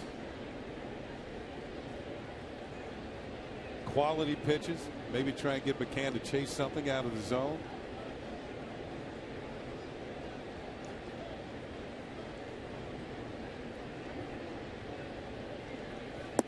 Yeah, wouldn't chase that one. Not close enough to the strike zone. Maybe he didn't like the way McCann hit the pitch foul. He really drilled it.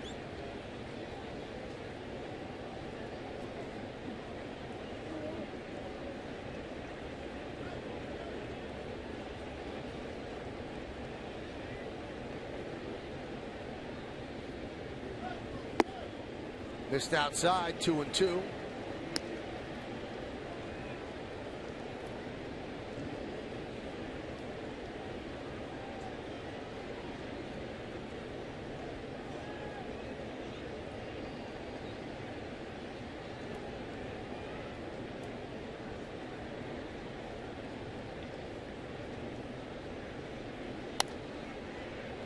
Adam Wainwright, who started the Sunday night game, was just named co-player of the week in the National League with Josh Beckett. So you know you've had a good week when you share honors with a guy who actually pitched a no-hitter. Now, I know you all were in transit from Chicago. I got to watch Wainwright pitch. He's awesome. Yep. And he is definitely the leader of the pack. High fly ball. Shallow right coming on Craig. He'll make the play for the second out. And another thing you'll like about him, Michael, he doesn't mess around. He's working really fast.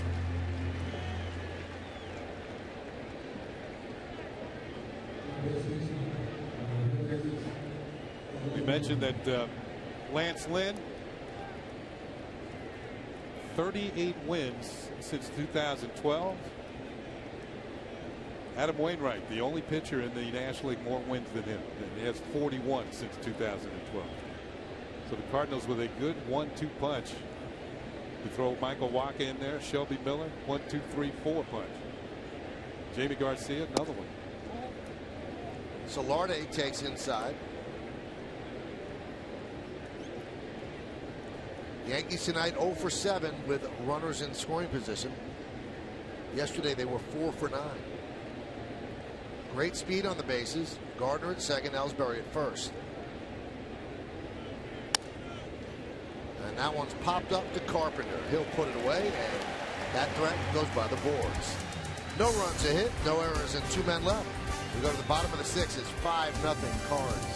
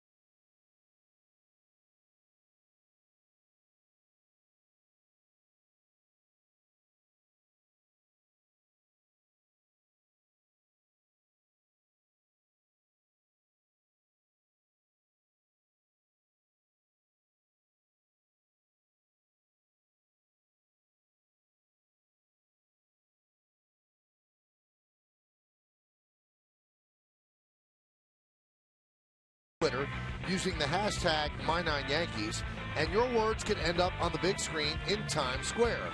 Follow us on Twitter at My9NJ or like us on Facebook at My9TV, and you can see your post in lights at the crossroads of the world. We go to the bottom of the 6th inning at Busch Stadium. It's 5-0 Cardinals, and as we move along, we'll take a look at the out-of-town scoreboard brought to you by Nissan. Get to your local Nissan store for the ride of your life and save big today. Shop ChooseNissan.com. Blue Jays win again, 9-6 over Tampa Bay. And Edwin Encarnacion, his 14th home run of the month. Wow. This is not the time of the season you want to be playing the Toronto Blue Jays. They've won 8 straight. Here's the 0-1 to Lynn. Outside corner, 0-2. 102 pitches for Phelps. His career high is 115.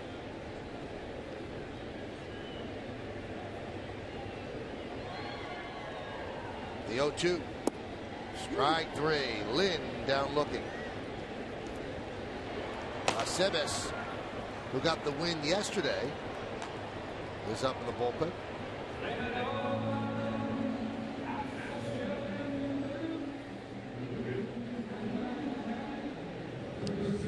Now here's a subtlety in the National League. You saw Lynn just strike out. Leadoff hitters in the National League, after pitchers making out, they take their sweet time getting up to the plate. They want to give the pitcher a chance to sit down, relax a little bit. And that's one of the subtleties of being a leadoff hitter in the National League. Carpenter takes a strike. Shift is on for him.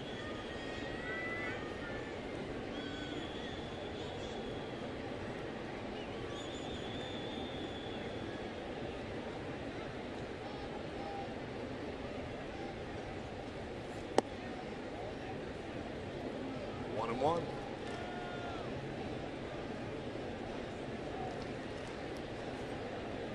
So this is a new season high now for Phelps. And again, his career high is 115.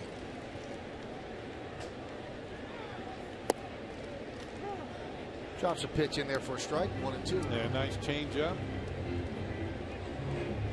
That all Carpenter could do was look at it. He couldn't hammer it.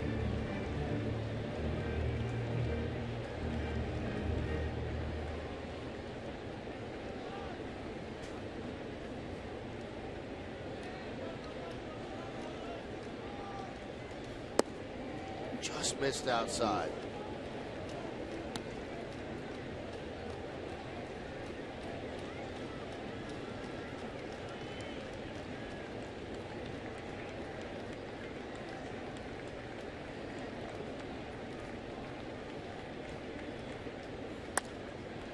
Fly ball left field.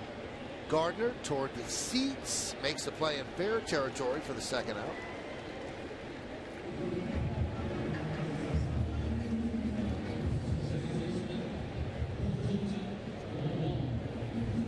Well, the Blue Jays winning, as Kenny said, the 8th straight time. These are the standings as they are right now. Yankees 2.5 back, the Orioles 3, Rays 8, and the Red Sox, who are actually leading the Atlanta Braves right now, they're 8.5 out.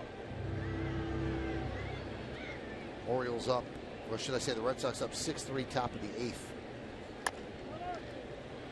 Chop to first.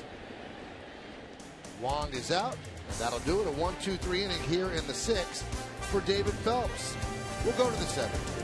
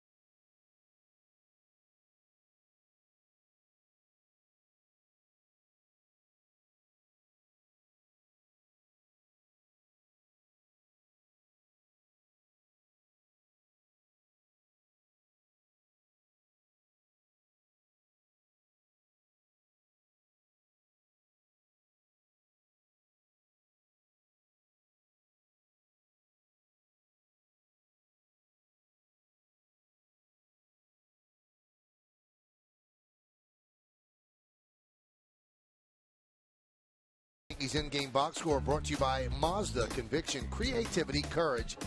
This is the Mazda way. Just 3 hits for the Yanks. Brett Gardner with a single. Brian McCann with a double. Brian Roberts with a double. Jeter walk and Ellsbury walk. So they have not done much against Lance Lynn.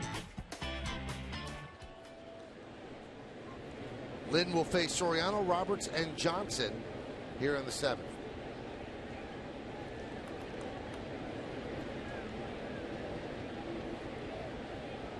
Soriano is 0 for 2.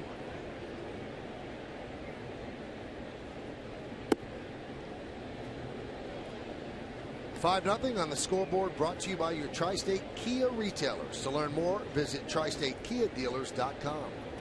Soriano hit the ball well last time up, but it was almost directly to Matt Holliday in left field. And we told you he had good numbers against Lance Lynn. And it's one of the reasons he's in there.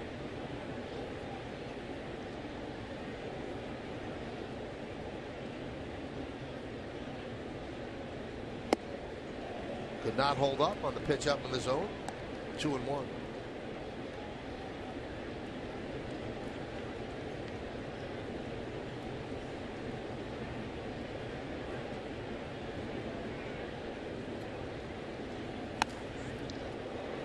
Fly ball center field.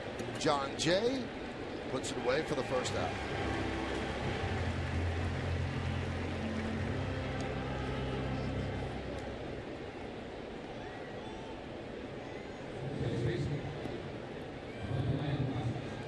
That's going to bring up Brian Roberts. Roberts has one of the Yankees' 3 hits. He doubled the left center in the 5th. In the 2nd inning, he grounded out to second. Well, Lance Lynn has actually given up as many walks as hits tonight. And that's why the Yankees have 5 men left on base.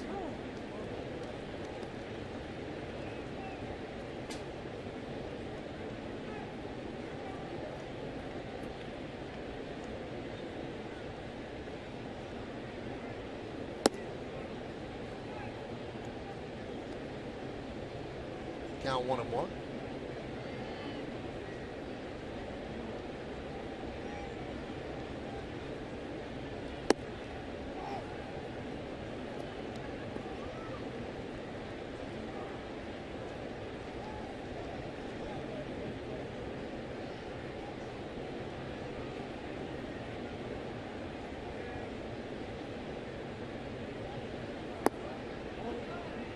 Just missed outside. 3-1.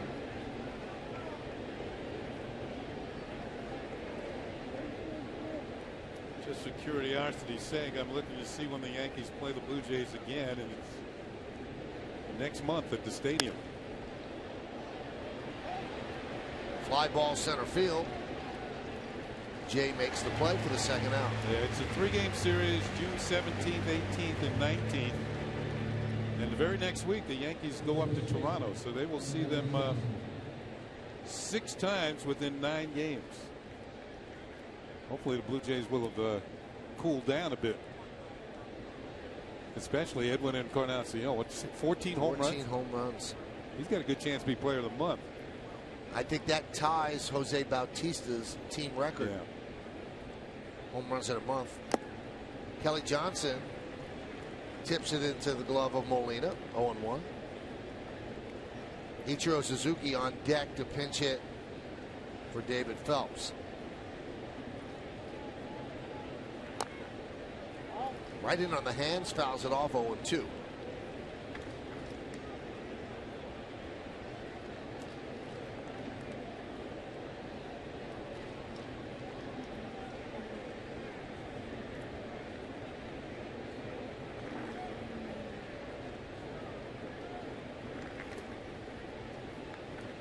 With Phelps, which is that season high in pitches?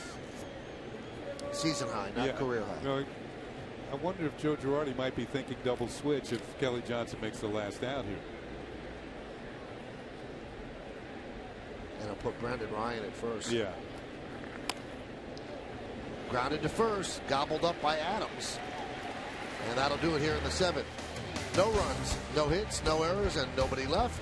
Time for the 7th inning stretch. It's 5-0 St. Louis.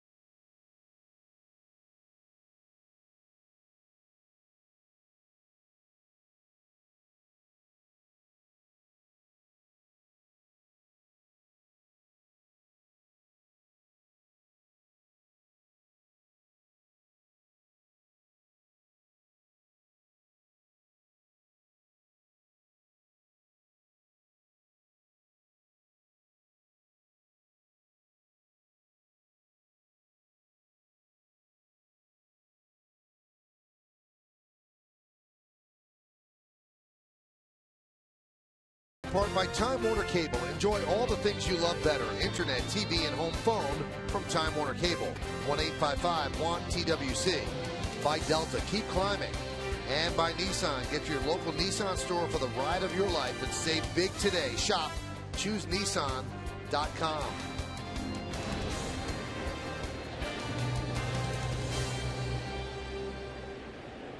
Alfredo Aceves in for David Phelps.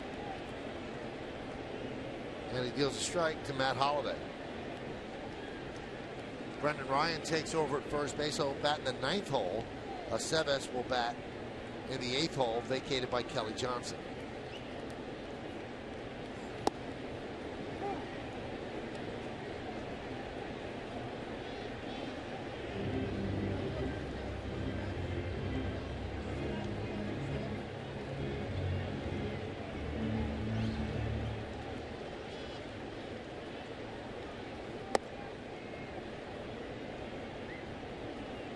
First base umpire Vanover said no, he did not go.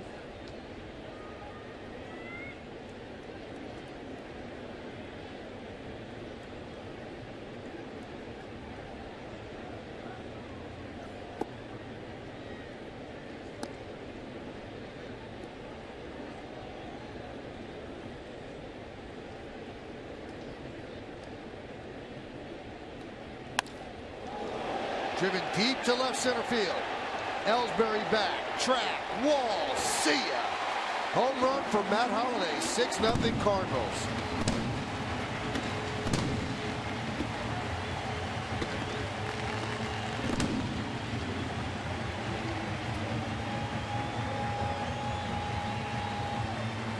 Well, you mentioned this yesterday. Matt Holliday has not found the range very often in the home run department. That's only his 3rd of the year.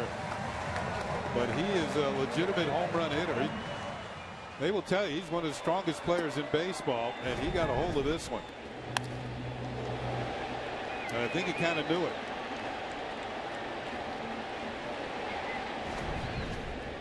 Over 400 feet.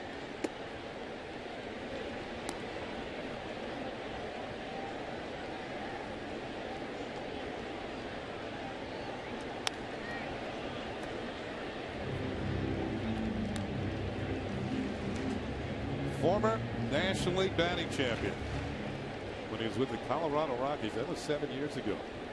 6-0 on the Kia scoreboard. He also drove in 137 runs that year in Colorado.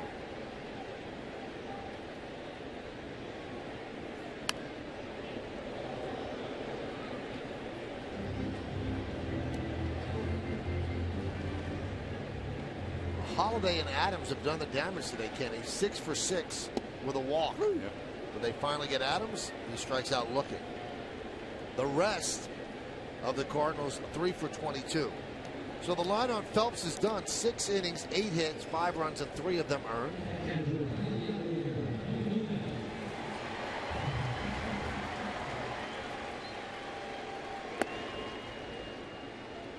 So another strikeout for the Yankee bullpen. Now it's a 193 Yankees lead. The league leaders brought to you by Bob's Discount Furniture. Bob's Discount Furniture is the leader in value with Bob's famous Bob-O-Pedic mattress sets. Living rooms and dining rooms. Go online to mybobs.com. By the way, that home run for Matt Holliday ends a drought of 99 at-bats without a homer. It's 3rd longest of his career. So it's been a while since he's hit one for the distance.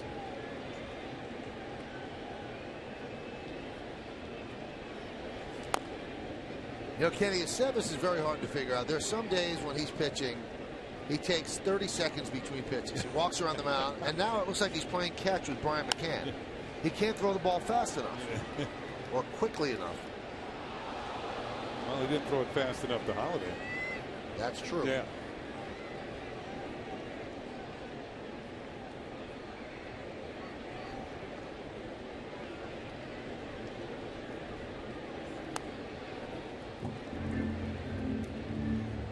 And Molina's helping him out. Does not step out of the box.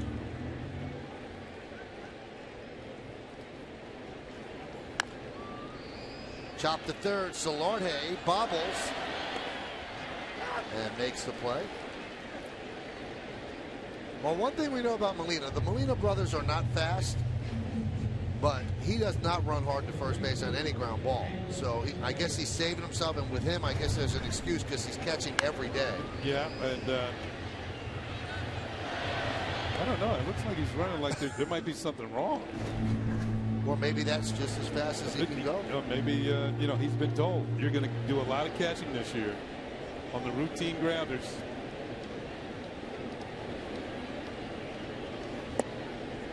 Pitch to Craig is up and in.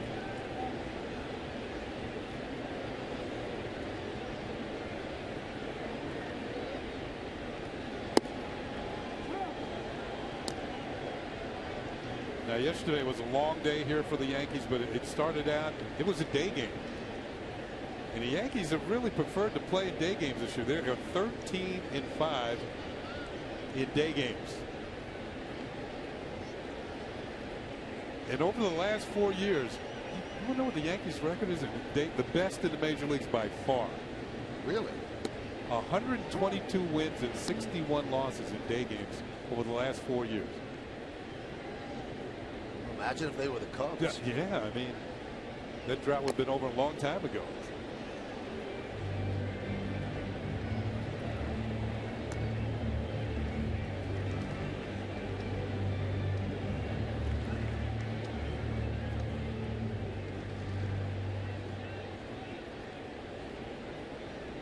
McCann, those hands get banged up on a catcher.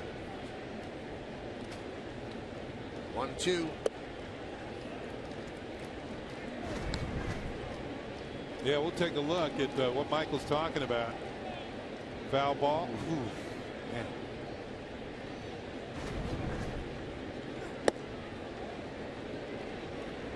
We saw Francisco Cervelli, last year? And he was on the disabled list for a few months. Taking a foul ball off the bare hand. Lined into right field, a base hit for Alan Craig.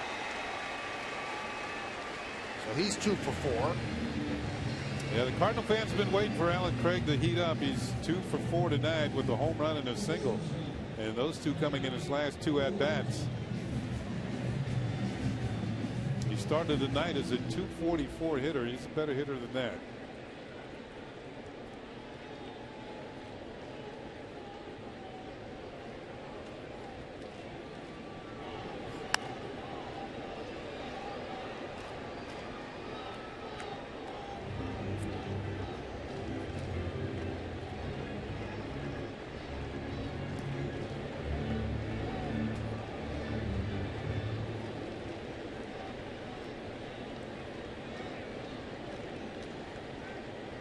On Peralta.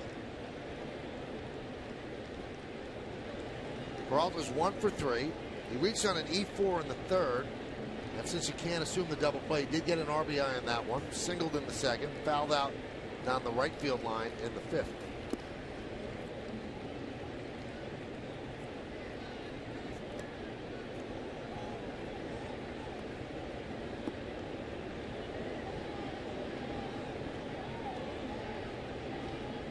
So far, the efforts of the Yankees tonight have been stifled by Lance Lynn. Only 3 hits allowed.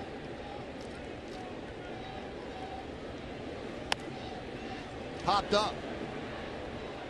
Brendan Ryan makes the play, and that will do it. But the Cardinals get a run on the Matt Holliday home run. 2 hits, 1 man left. Let's go to the 8th. 6-0 Cards.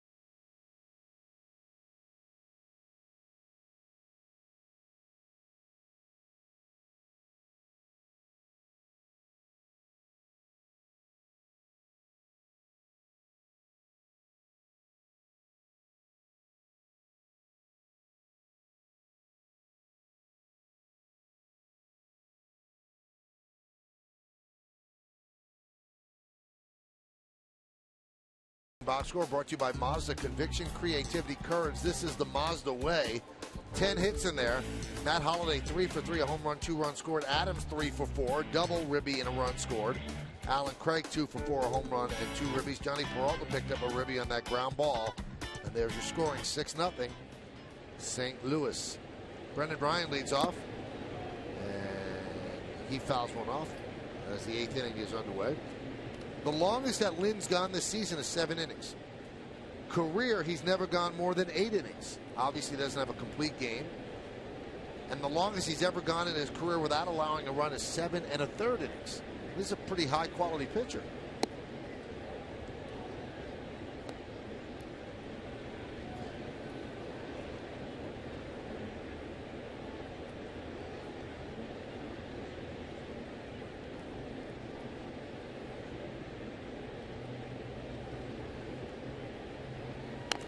Well, the Yankees only once tonight have got a runner as far as third base. That was Brian Roberts in the 5th inning before Lynn was able to pick up the 3rd out.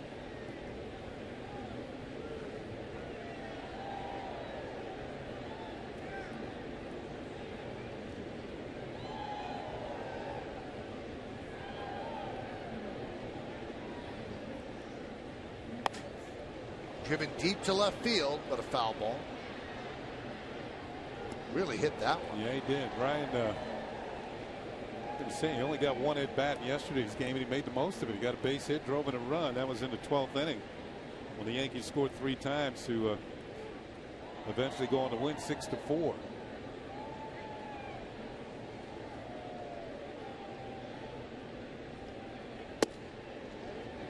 Two and two.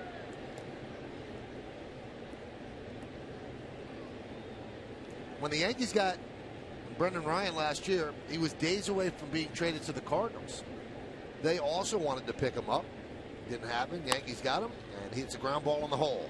Backhanded by Peralta. Off balance throw. Not in time. Infield single for Brendan Ryan. Nice play by Peralta getting to it.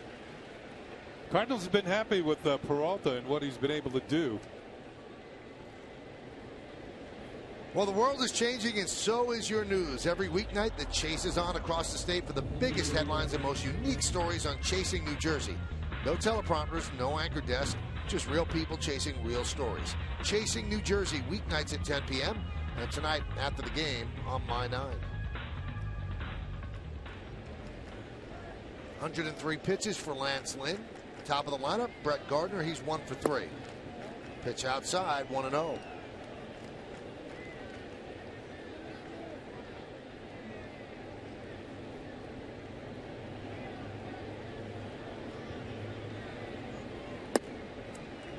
Well, Michael, it seems that magic number 100 pitches always has somebody warming up in the bullpen. Seth Manis.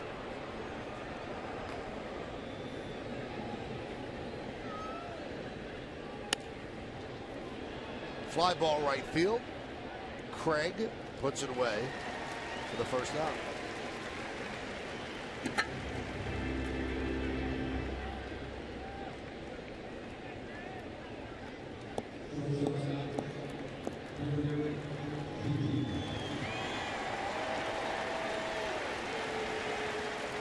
Here's Derek Jeter. Crowd of 45,202 here at Busch.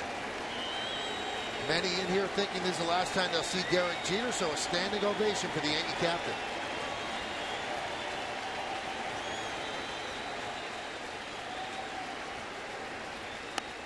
Line drive, right field, foul ball.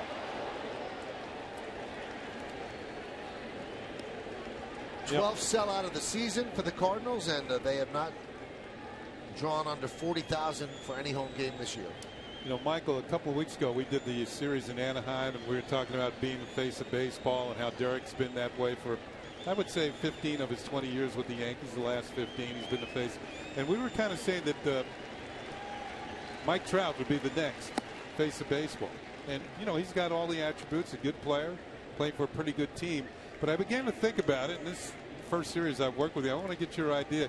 I think it has more to do than just the player himself. It has to be the team that you play on. I mean, Derek has played on a lot of championship teams, and I think fans love to associate with a winner. And Jeter has been a winning type baseball player for a long time. And with Trout, the Angels haven't been to the playoffs in a while. And I think you get the casual fans who jump on for the playoffs and the World Series. And that's how you become more or less the face of baseball, by being on a good team, playing the playoffs a lot. And you get the cat. So I want to get your thoughts on that. Well, if that's the case, it's going to be hard to have a new face of baseball, because I think the Yankees are on a run that it's going to be very difficult to duplicate. How many players are going to play in 6 World Series and their 7 World Series in their career? Yeah, you're right. And you know what I mean by the casual fans, the fans who, what's going on in the playoffs? Oh, the playoffs are on.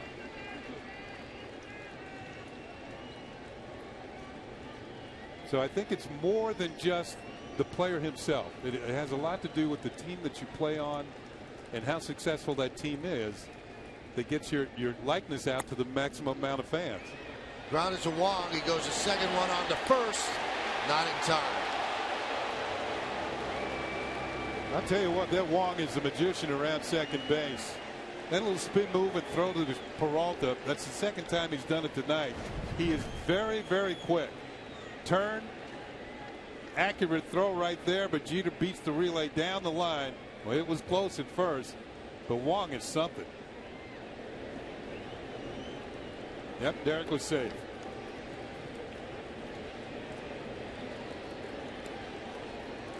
Clearly, before the ball hit the glove of Adams. He is dynamic around second base, so getting our first extended look at him, and he's pretty special. That's why they traded a hometown guy like David Freese to make room for him. And made a guy who led the major leagues in hits last year change positions for him.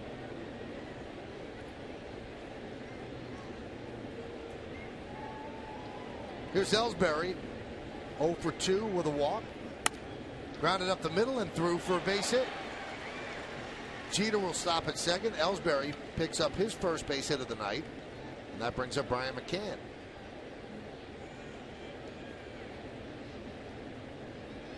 Oh, does Matheny stay with Lynn?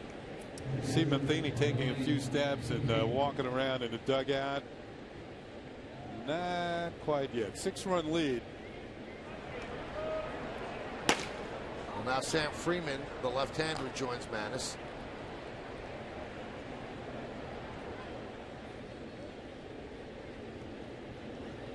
Jeter off second, Ellsbury off first. 2 men out, 8th inning, 6-0 Cardinals. And McCann fouls it back. If he was going to bring in Freeman into the game, he would have brought him in right now with McCann at the plate. Gabe Morales.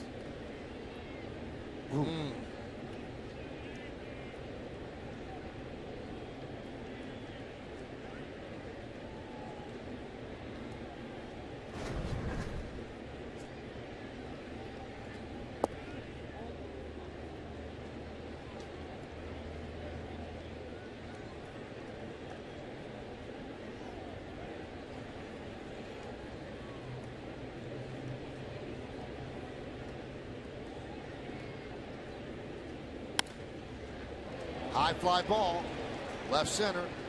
John Jay moves over, makes the play. And that'll do it for the Yankee threat. No runs, 2 hits, and 2 men left. We go to the bottom of the 8th.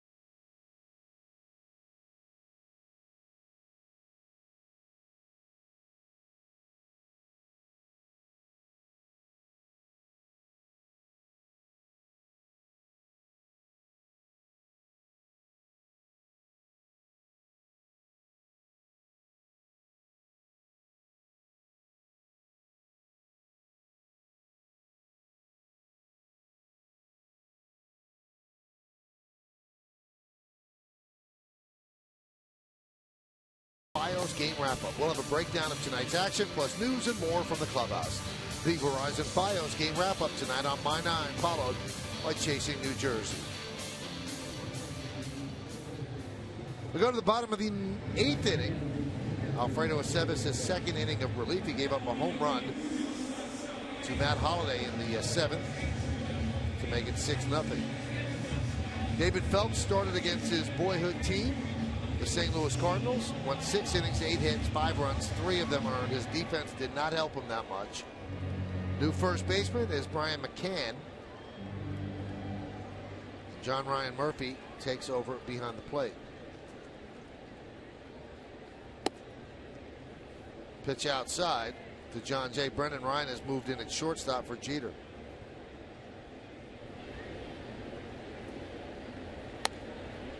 Fouled away.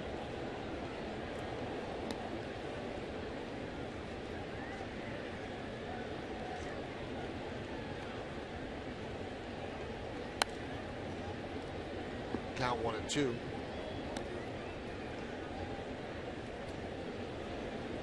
Well, interestingly enough, Lance Lynn is in the on-deck circle. So it appears they're going to let him try and go 9 innings tonight. Bullpen, there's nobody warming up. The 1-2. Swing and a miss. Jay down on strikes.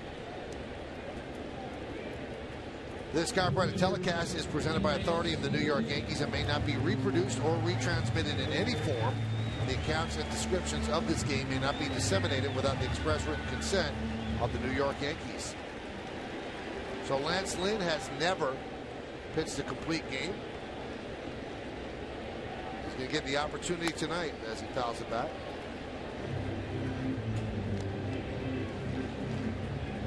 He's also given the opportunity with this at-bat to go for the golden sombrero. He has already struck out 3 times. He's got the hat trick.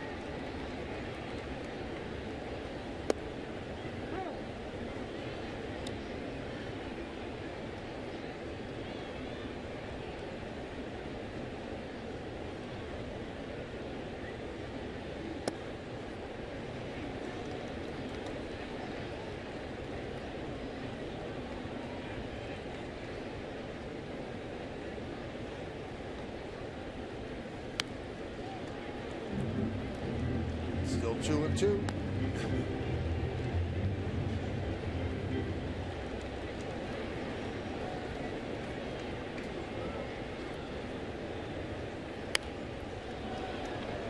He's trying to avoid it. Put some pitches. Put some wood on him. Mike Matheny's probably thinking, just strike out. Yeah. He doesn't want him to get on base.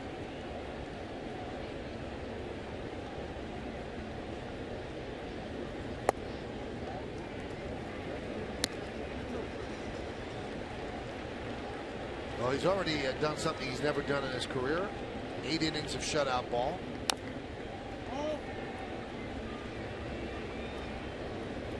Savis went to a breaking ball 3-2. I thought that was against the pitchers union, of pitching to another pitcher.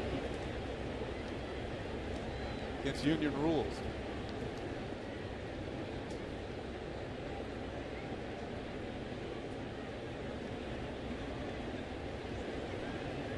Swing and a miss. 4 strikeouts for Lynn. The 3rd strikeout for Aceves.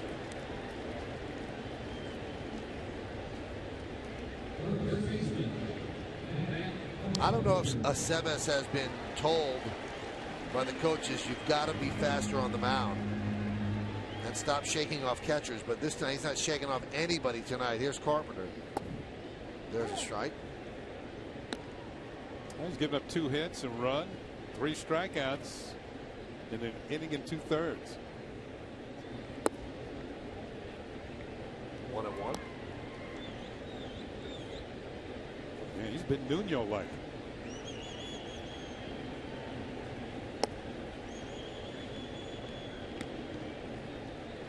Hardly moving from the rubber, just waiting to get the sign and the batter to get in the box. The 2-1. Check swing and fouled away.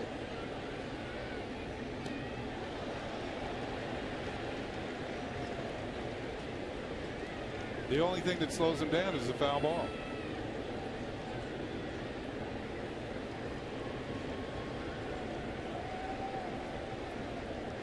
The 2-2. Another foul ball.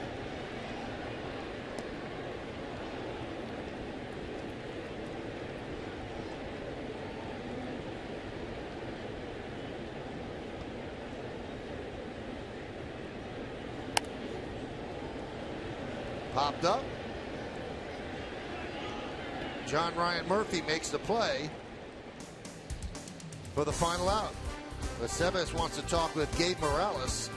Oh, he's getting the mask. We go to the ninth.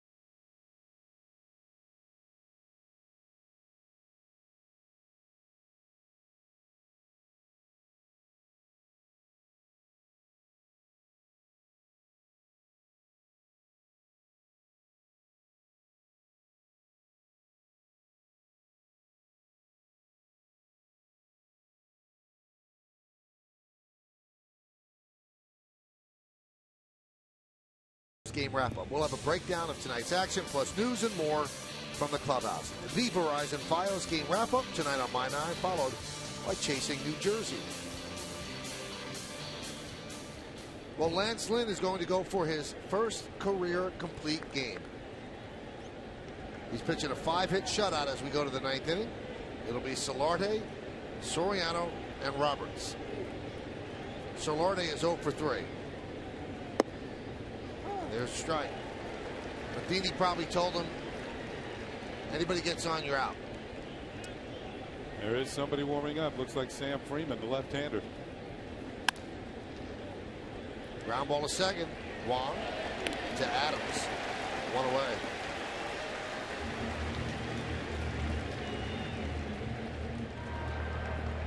Right fielder, Alfonso Soriano. Got good acoustics in that bullpen. Ball's really popping. Soriano's 0 for 3 tonight. Carpenter is deep at third and close to the line. Now moves a little bit off the line. Pitch outside.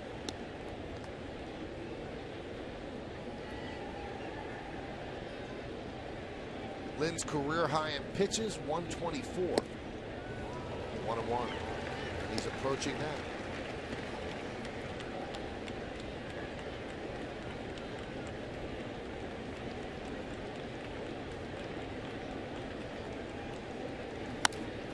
Grounded to short, backhanded by Peralta. Sets.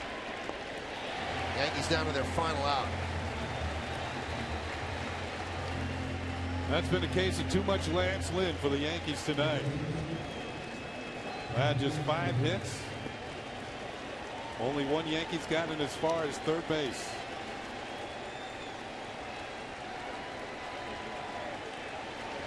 If he wins this game, he'll be 21-8 in his home ballpark.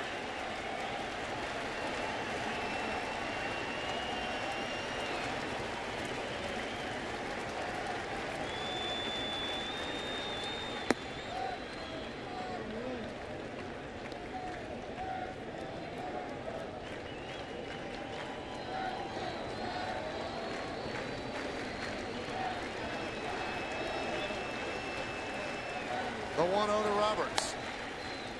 1-1. He wins the Cardinals even up this series, and Mike Matheny has gotten through a game without using his bullpen, so they'll be fresh for tomorrow. Joe Girardi has only used one pitcher out of the bullpen, so the Yankee pen should be pretty fresh tomorrow too.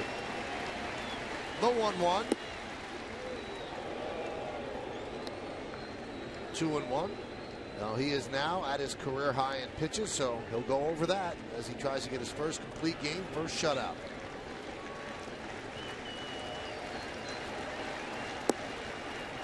Three and one. Ichiro's on deck. He will pinch hit for Sebas.